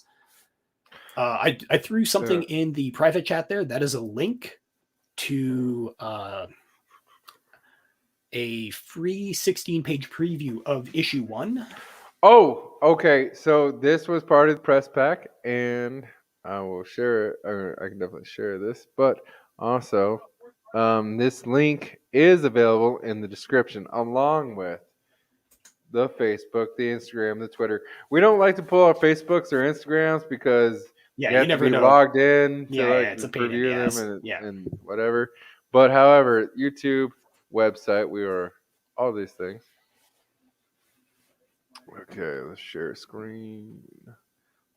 Tab and what?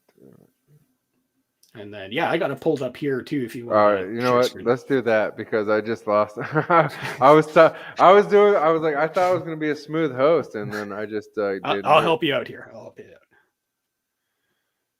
out. Well, maybe if I can. There we go. There we go. Boom. Yeah. Bamsis. This is So, the true fleeting steps. Yeah, so if you follow that link, it'll take you to Clip Studio Share. So this is Clip Studio Paint. They have a section on their website where you can upload your comic book, much like Webtoons. But the difference is this you can actually kind of like turn the pages, which is super nice.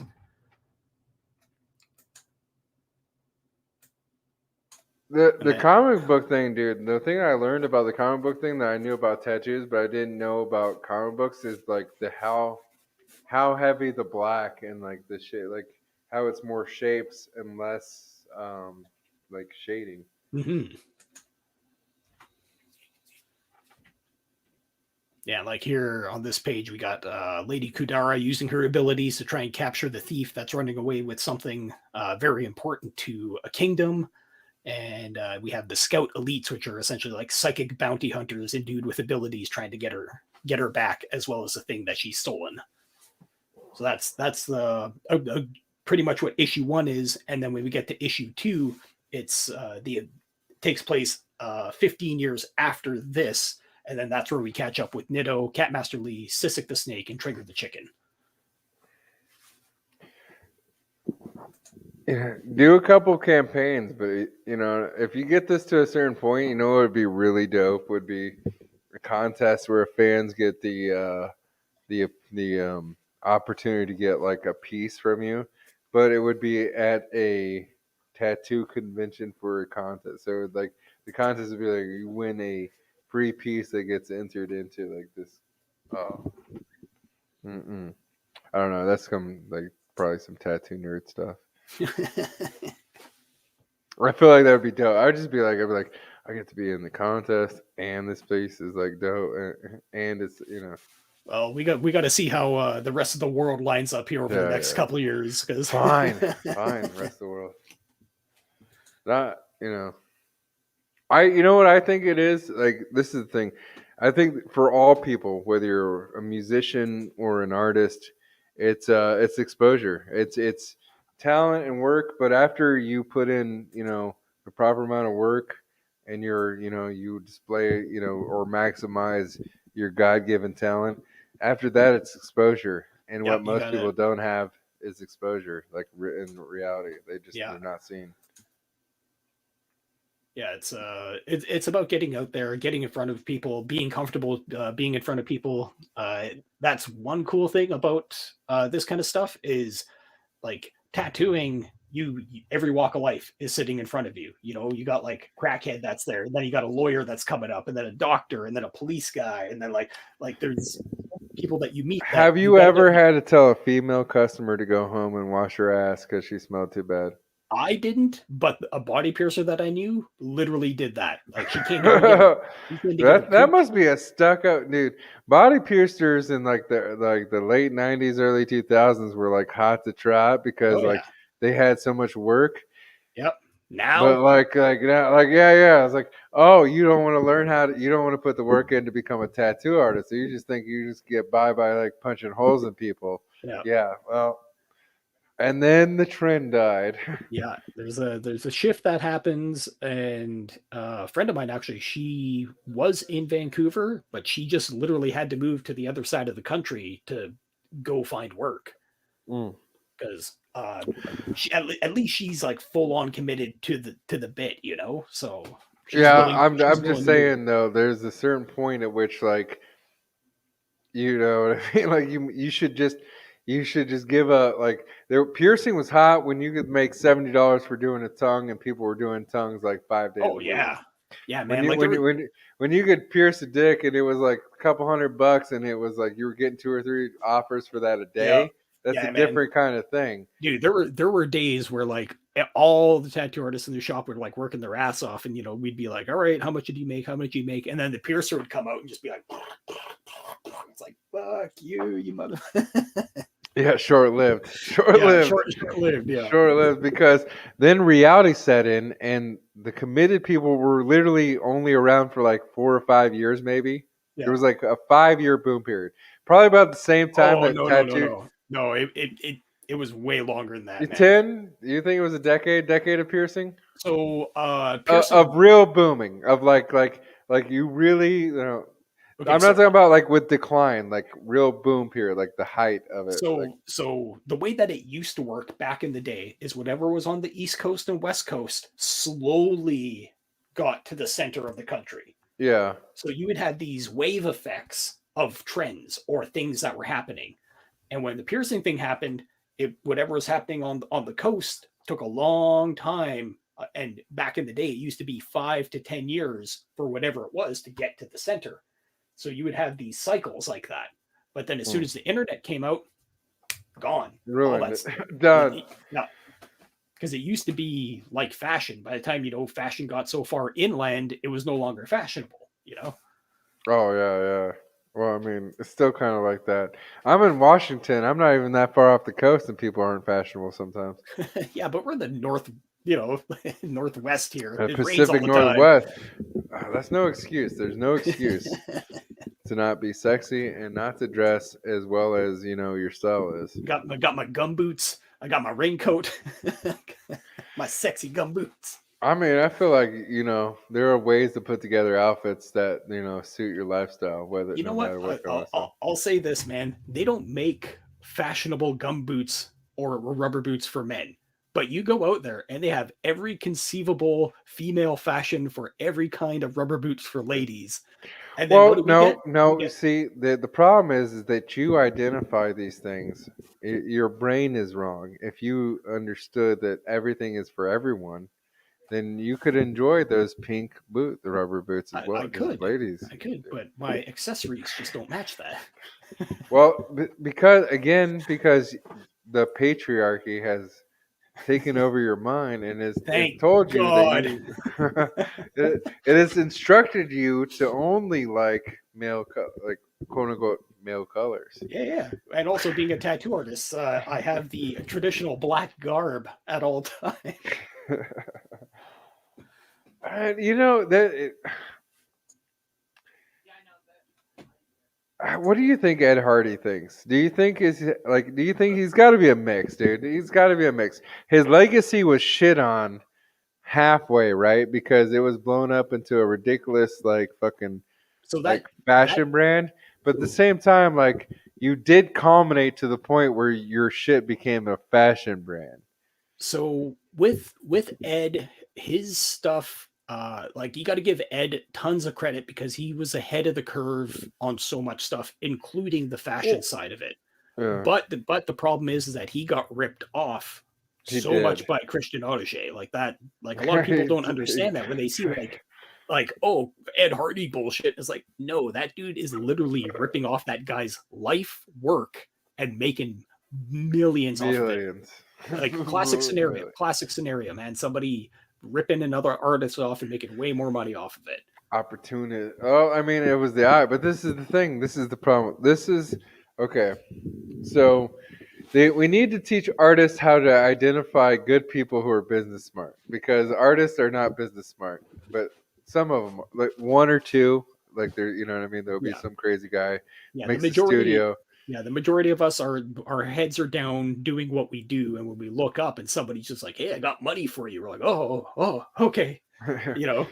Yeah. So like, and that's the thing. Like, also, like, I'm sure that if you had like and I don't know what you have, but I'm just saying, like, if you had, let's just imagine this, you had like a fucking 5'6", bad mama san with like perfectly cut out body. Now for me, I'm old school. I get that 34, 24, 36. Classic dimensions of a Yeah, woman. You had one of them bad bitches who like literally, here's your. All you did is walk in and they like handed you, here's your schedule on his iPad, and it had like three things on it or two things. Like you said, yeah, you don't like to see a lot of clients. Here's your two clients for the day. You have no clue. So she just hands you the pad. You walk in there, like, okay. Then you walk in your room and you got all your supplies, exactly whatever you want or need, like for whatever whim that you would need it for, right? And you set up, you're like, oh, I'm doing this today. And you set up your yeah. I don't. machine and you No, know I your don't. color No, and like, no. I can't do that. I need to know what I'm doing. he's like, I need prep. Yeah, I need prep. And it's more the mental prep.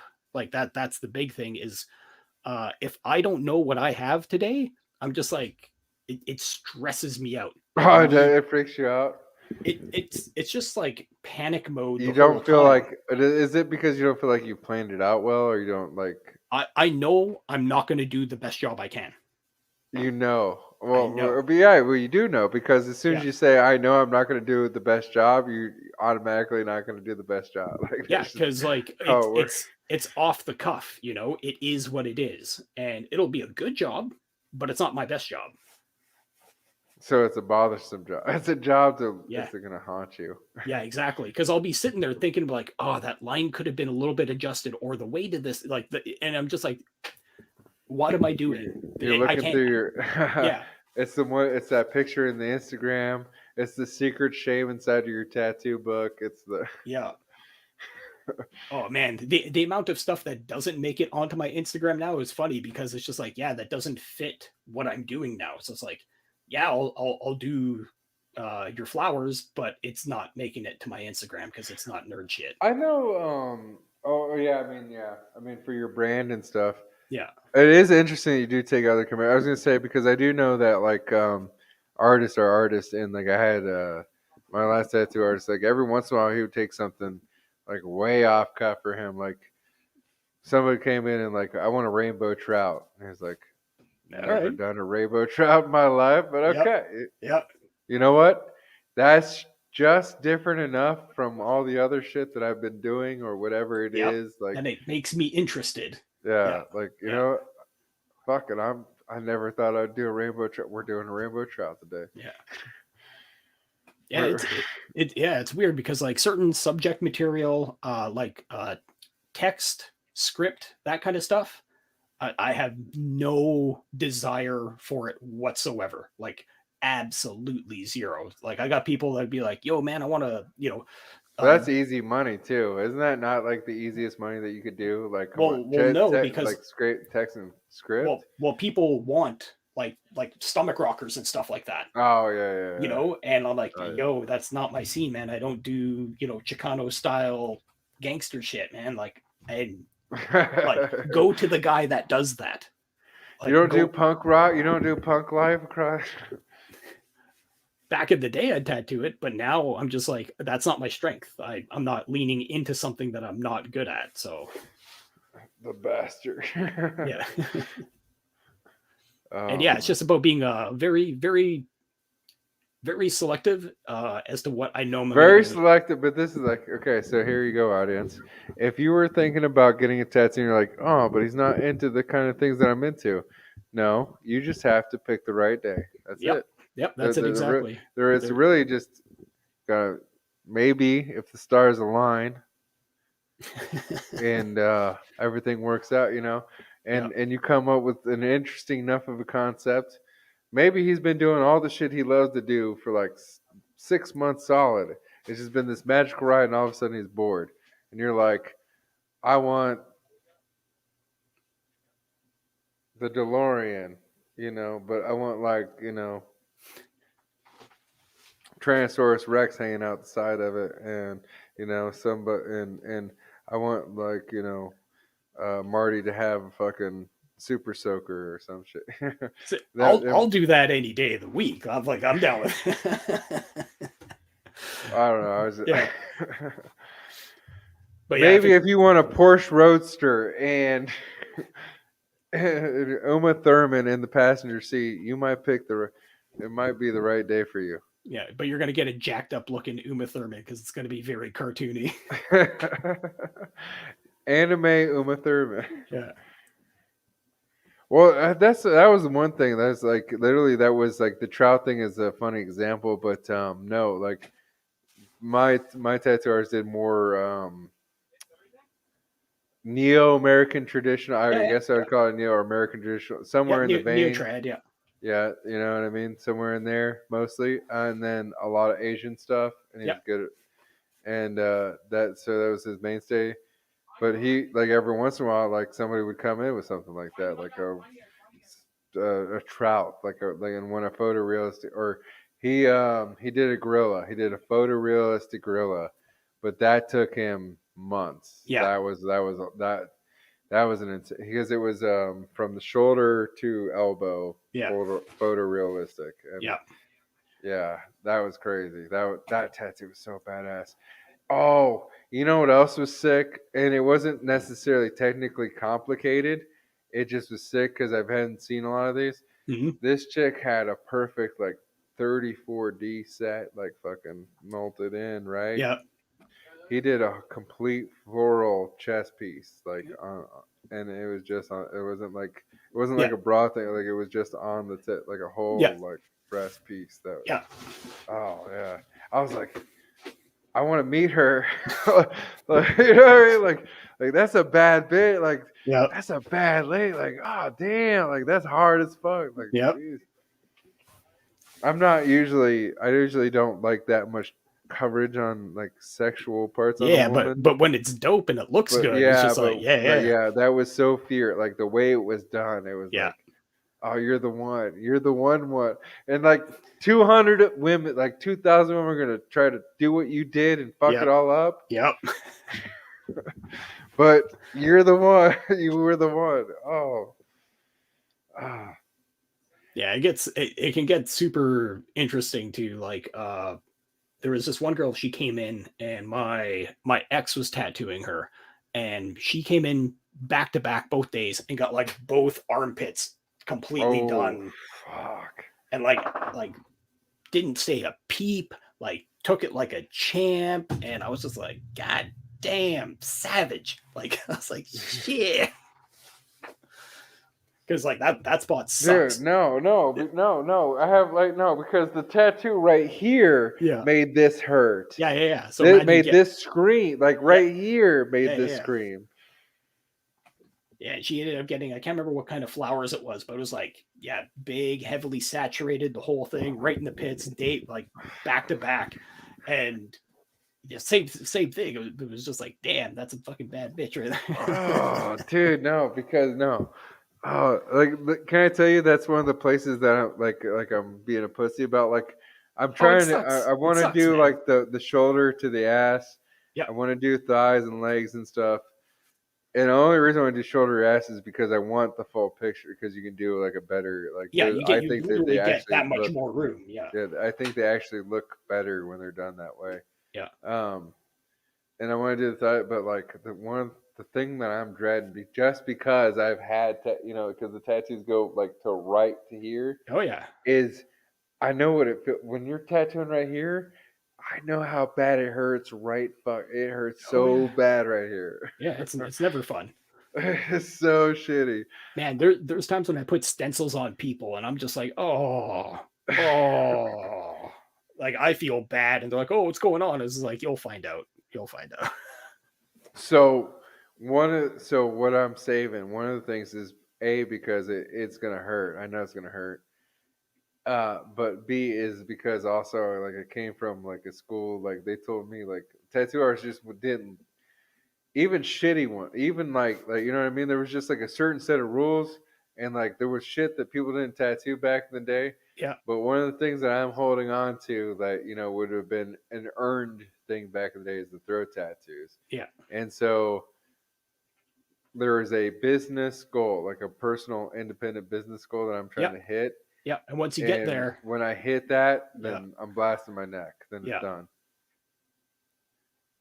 And it's even going to be like that kind of. It's even going to be money related. Like they're like just it's just like paid in full, and you know what I mean. And just like like fuck you. I have everything, Yeah. all the I money. can do this. Yeah. Yeah. Yeah. I don't have just fuck you money. I have fuck me money. Like fuck Yeah. me. Like I have a I ridiculous fucked me. yeah, fuck me money. Like like that kind of flex. Like Yeah. I was talking to Joe Capitano earlier, right?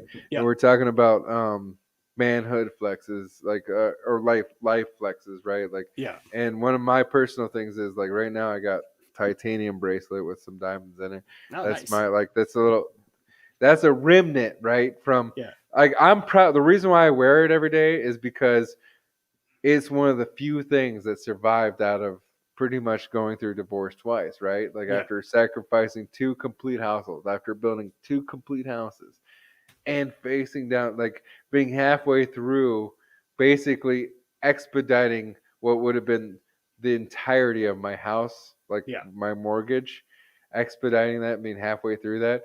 I've just like this is a treasure. This is a landmarker. Like Yeah. I said, motherfucker, I got this. Like I survived the shit, and I'm on the third restart, right? So Yeah. from this point forward, but then it's gonna be, it'll be like the $300 ring, right? And then maybe I do something else and make another maneuver, then it's like $1,000 ring, and then it's like $2,000 bracelet, then it's the neck, Yeah. but it's not just it's not just buying things for the sake of buying things or flexing for the sake. It is actual. I am at this level. It's a marker of like a Yeah. designation. Yeah. Like I achieved this. This Yeah. is when now I can afford $300 ring. Yeah. Now I can afford 500. Now I can afford to throw 1,000. Now I can afford to throw $12,000 away on a Yeah. necklace or something. And not only that, too, it's the thing that you actually want. Like Yeah. that's the other thing. Yeah. Like I want this thing because I've always wanted this thing, or check this shit out. Yeah, yeah, Yeah, yeah. The marker, the happy, you yeah, get into that zen, the accomplishment. It's ultimately, yeah, it's the accomplishment and how that accomplishment is recognized to your satisfaction, right? Like how are that you feel satisfied in how people recognize your accomplishments. yeah, And for me, like I said, I have a Coke dealer uncle that was a role model, probably a terrible thing, but like he had piles of gold. Like yeah, that's one thing. Like he gave me presents like yeah, that. You know what I mean? Like he gave me gold chain. He tried to buy me the. Oh, you want to talk about some pop culture shit? yeah. You remember Double Dare? Did you have Nickelodeon in Canada? Yeah, we got it through like YTV, which is kind of like, I don't know, one of our channels that would have So Nickelodeon stuff on. Nickelodeon, so Double Dare was the game show where it was like two kids and they would face off against another team, and there was a bunch of obstacle courses and stuff and physical challenges that they would have to do, Yeah, and you could win prizes. Like there was multiple prizes. yeah. Then that's the thing is like oh, the prize. You know what I mean? Like oh, I got lost in my fucking thoughts. Sorry, we've been drinking, we've been rocking and rolling for Yeah, man, two almost. hours and 47 minutes, Yeah, sir. almost 3 hours. Holy shit. I think that at this point we should roll to the 3 hour mark if you're down, Yeah, and man. Let's we can power through to the end make there. that a stream.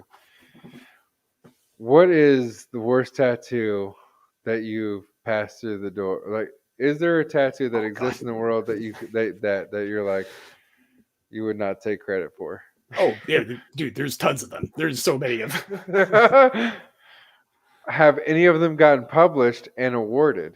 Oh no, no, no, no, no, no, no. No, because it's surprising though. It's like it's actually you'd be surprised on how many tattoo artists or how many tattoo if you like take your time to pick out a good decent tattoo artist at least if not in a good studio but at least good tattoo artist. Yeah. If you look around, you'd be surprised on how many people around you actually have been in magazines and different things. Like Oh yeah, yeah, yeah. Like the guy that I sold my shop to, my old shop to, he's killing it. He's like multi award winner now, and but the he is very much of that life. You know, like yeah. that. It was like hand in a glove. He just went right in, it fit perfectly, and he just took off with it.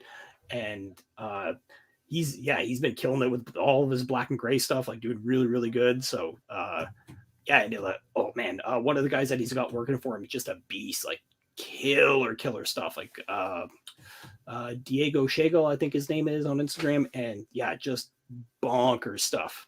And What he's, is your preferred?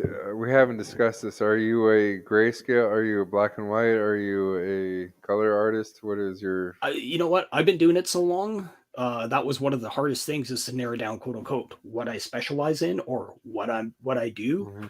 Mhm. But like, yeah, color stuff, I'm totally down with. Do you have a preference? Do you like one or the other?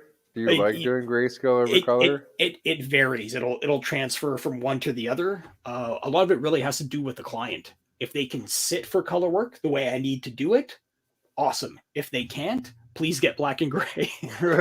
Please, yeah, we can be a lot more forgiving with that black and gray. Look, Yeah, things who are shaded, maybe you moved a little bit. I could yeah, make it a dark shape. We're okay. We're still good. yeah. But yeah, if it's color work, then there's like so much blending that has to go on, and it's just like Yes. I'm gonna murder you, man. Like I'm sorry. Oh, okay. So the one thing that I am mad about because I showed you like I kind of just for like size reference, I kind of flashed The rose and Frankenstein the Frankenstein. the Yeah. Frankenstein and the rose, and those tattoos are by an artist that I really appreciate. However, those sessions were like the last two sessions that I had with him, and then he had like moved or whatever, Yeah. in those sessions, like before he decided to move or made his decision that he was going to move, and I thought he was going to be able to go back, his machine was actually not like firing on all cylinders, so Mm, they don't have the the normal punch.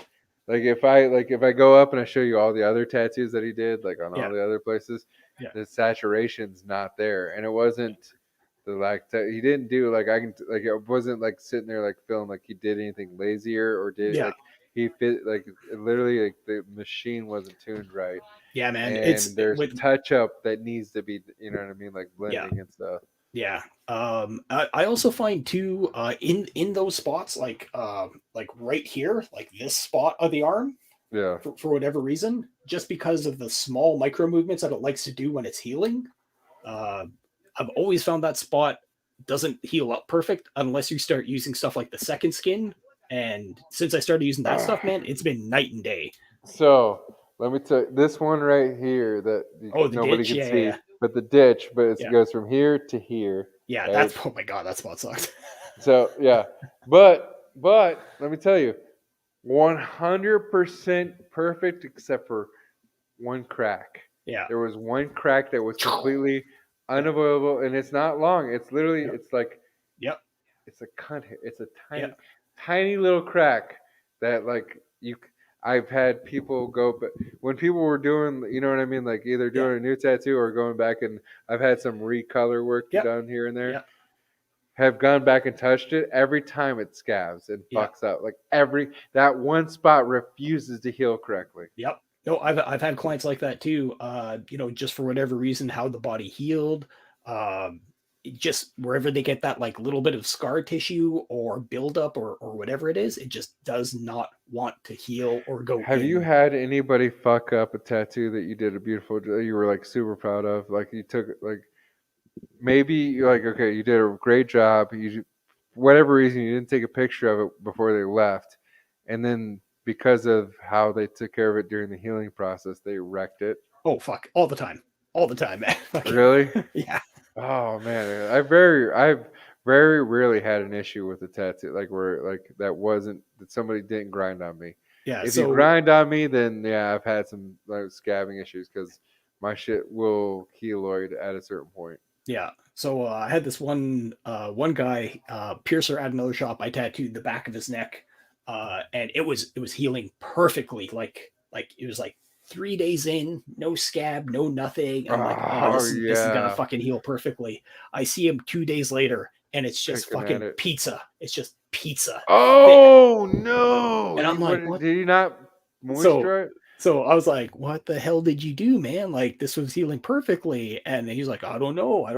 And then, like, we're having a couple drinks. And I'm like, what the fuck did you do to your neck? He's like, well, it might have gotten a little dirty. I'm like, it's the back of your neck. How does your back of your neck get a little dirty? He's like, well, I was wrestling with somebody and they had me in a headlock. Fucking and I'm like, motherfucker. I was like, so you literally had ruined your tattoo. Yeah, you had a guy grinding the back of your neck with their coat, and you wonder why you now have pizza neck. And they're like, oh, I guess. I'm like, oh, you guess? You fucking no! Yeah. You ruined 2 of the perfectly healing 4 layers of skin that were with the ink, and you mashed it around. You son of a god damn. And like you could usually tell by like day 3 exactly how it's going to heal, and it was like, oh, it's perfect. It's going to heal up. Yeah, and then literally that night he got drunk and wrestled with his buddy in the dirt, and like. See, I've only wrecked my elbow tattoos after the fact. You know what I mean? Yeah, it's elbows, man. Like you're gonna bang them, you're gonna fall on them. Like I have compass roses on my tattoos. They had 15 different colors in them originally. Yeah. I did both arms over 2 nights. Oh, okay. And two 8-hour sessions. Oh. Fucking. Yeah, and then I had to do pull-ups and shit because I was in the Marine Corps. Yeah. Well, that's how it goes, though, man. Another one that I had too was a buddy of mine. We were doing a bunch of work on him, and I was like, make sure that you have at least a week off because we're doing all the shitty spots in one spot. Yeah, we're doing all the most terrible things in one time. And he's like, all right, cool. So he comes in, he gets tattooed, literally gets the ditch, gets the elbow, the wrist, up here, like just every gross spot. And he calls me up the next day. He's like, dude, I got bad news. And I was like, oh, what's going on? He's like, I got called into work. I'm the only guy that can come in. I'm booked solid for a week. And we have 16, 18 wheelers that we all have to redo all the tires on. No, he was the only guy. I've been like, yeah, exactly. I'm not the only guy. No, you were just fucked. I would have been like, no, I took vacation. You were fucked. He tried to do that, Like he was just like, no, I booked off a week. He was like, yeah, but so and so's gone. This guy's gone. Yeah. Like, Good. Too bad for them. Too Yeah. bad for them. So Too bad for you. I would have been like, click, No. click. No, he had to go in, and so it's literally like 5 days of doing this with the arm we just tattooed. Oh, and all the Every it's the crease points, right? Yeah, It's yeah. always the points that literally have wrinkles in them. It's the crease and just after the crease where it stretches and pulls apart. Yeah.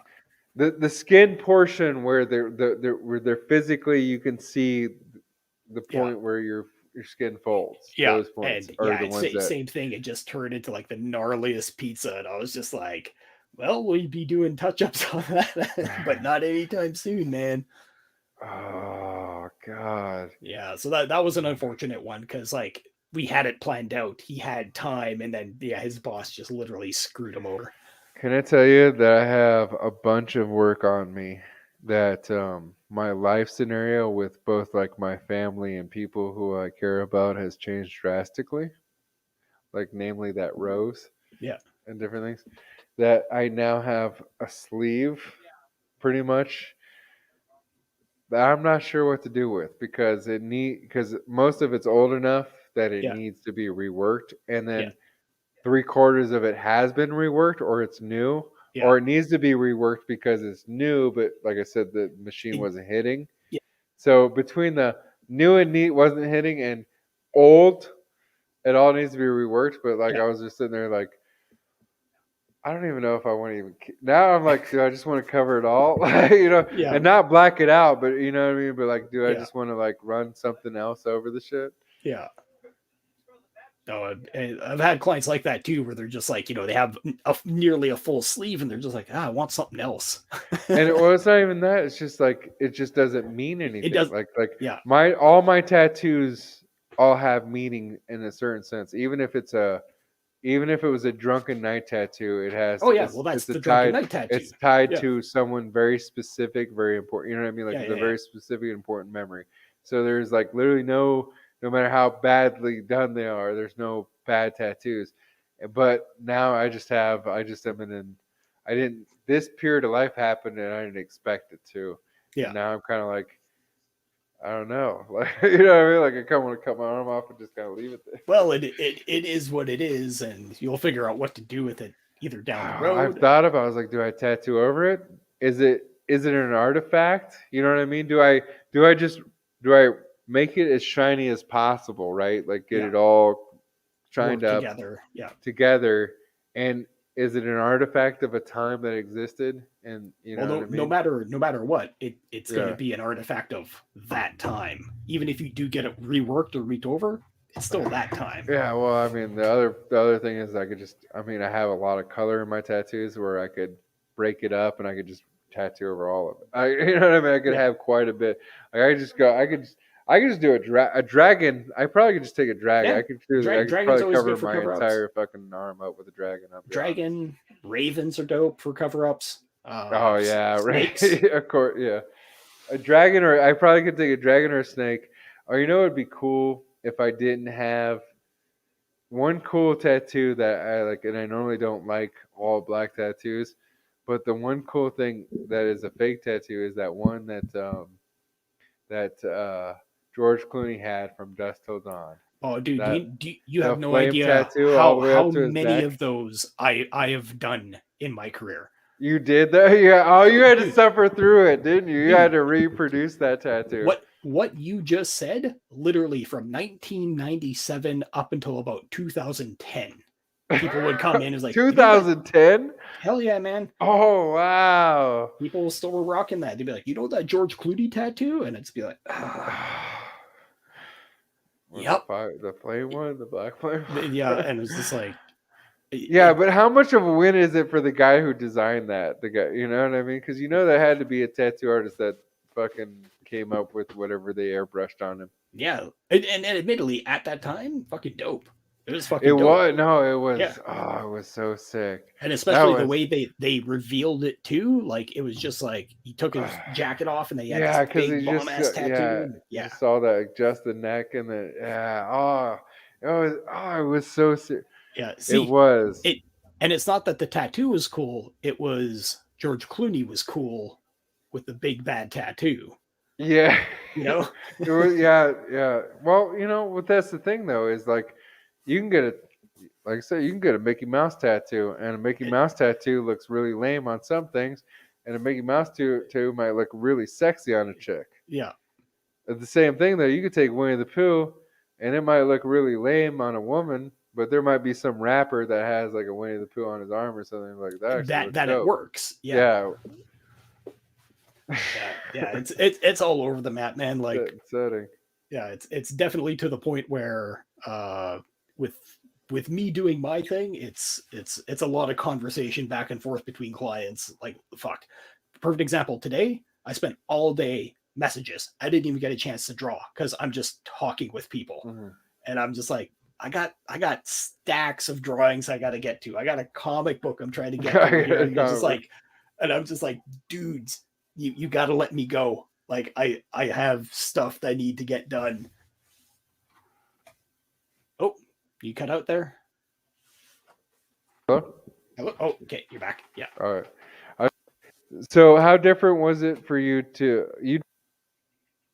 Oh, you're cutting out again. And we're having technical difficulties. Oh, it might be. Well, we hit the 3 hour mark there too. So. All right. One. Oh, and you're cut out again.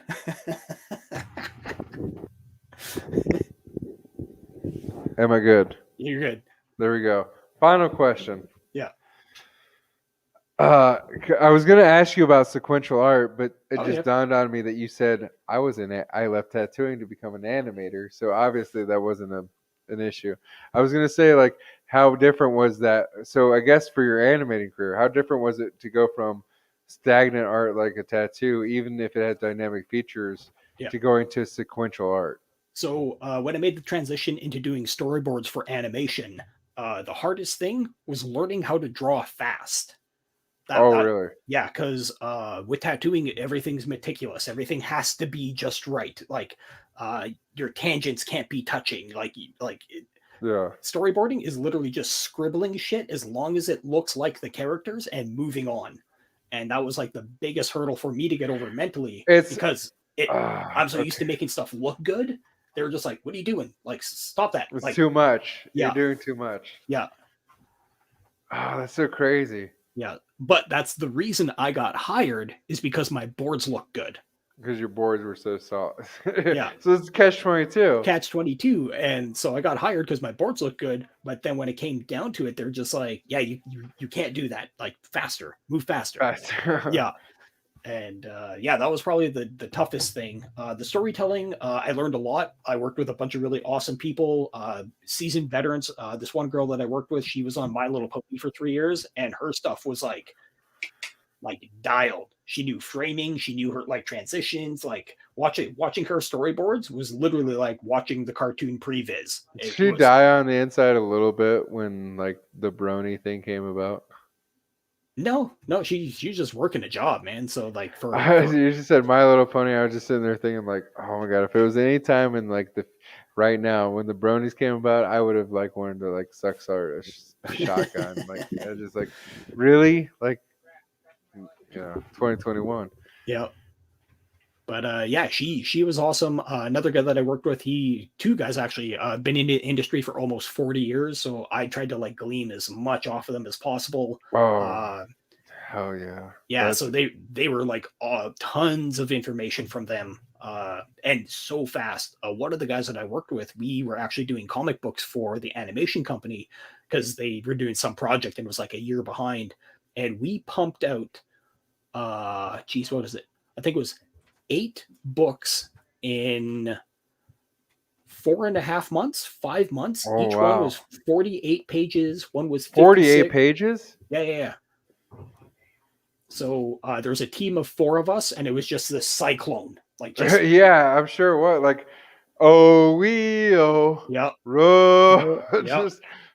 So we had our main guy doing all the layouts, and he bang it out, and then we were all clean up inks. So it's just 3 dudes doing clean up inks, just and he pumped out 9 pages a day at one point. Wow. And he actually he blew his arm out. He had to go to the doctor. He blew from drawing. Yeah, he blew Jesus his arm. Christ. And like he's not a spring chicken. Did he get like a baseball injury? Dude, he had a full-on sling and everything, and Wow. brace up here, and like doctor was just like, yeah, you can't draw. Like you blew your shit out from drawing. So I ended up having to do one of the comic books to pick up the slack while he was healing, which was awesome. But yeah, it was totally great transitioning from what I was doing these static images to actually be able to do storytelling with people that knew their stuff. And I didn't know this, but storyboarding is a very coveted job in the animation world, and I'm just some jackass that rolled in. I'm just like, so again, you went from you literally were in the period of tattooing when it was a thing that like I mean, I don't know in Canada, but I do know in America that certain areas, a lot of areas, like you had to buy in to be able to print this. Like you might have had to drop like $5,000 or $6,000, maybe $8,000 to get your foot in the door. Yeah. And that still doesn't after guarantee taking abuse. Yeah. After getting abused for a couple of years. Yeah, and it still doesn't guarantee that you're going to get your foot all the way in the door, because you could fuck up. And then get booted. Yeah, $5,000, and you have to buy your machine, and you have to be able to pay your own way, and you have to, take care of everything that we tell you to take care of, which is tracing, whatever, But it's all part of the job, though. Like, it's interesting, and like watching it evolve from where it was when I started to where it is now, dude, it's night and day. It is night and day. The industry has completely shifted. It's kind of like watching the skateboard industry back in the day too, when it started blowing up. You have sponsored riders coming out. Same thing in tattooing. You'd have sponsored tattoo artists with their brands and like repping their stuff, and it's very similar. Oh man. Okay, I have other questions I want to ask you on a further day. That's right. If you enjoyed this interview, you're gonna have to come back for more.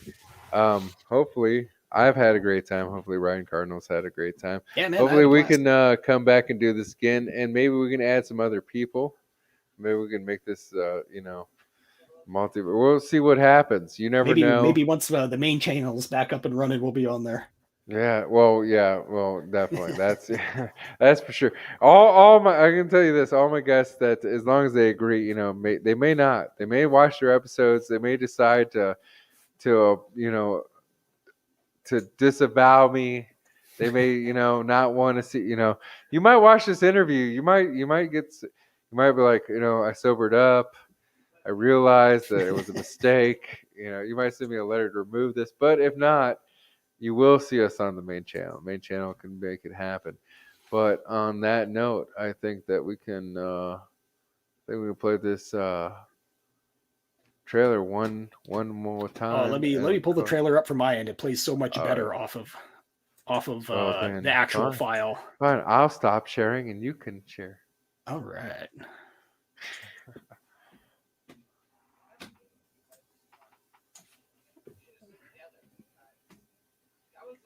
Whoa. It's cool. Well, you heard it here. If you're in the BC Canadian area in the Vancouver, and you have something either interesting and or anime, geek culture, nerd culture related, this is the man to get a Sling the ink in the skin. Oh, boom! Bam! Bam! Boom!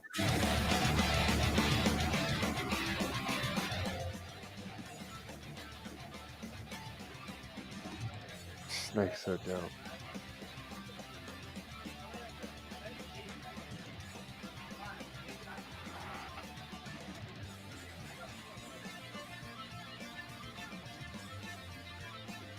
Caius, the story of Blood and Stone issues 1 and 2 go live on IndieGoGo September 7th. Be sure to get your hands on these action-packed adventure comics and don't miss out.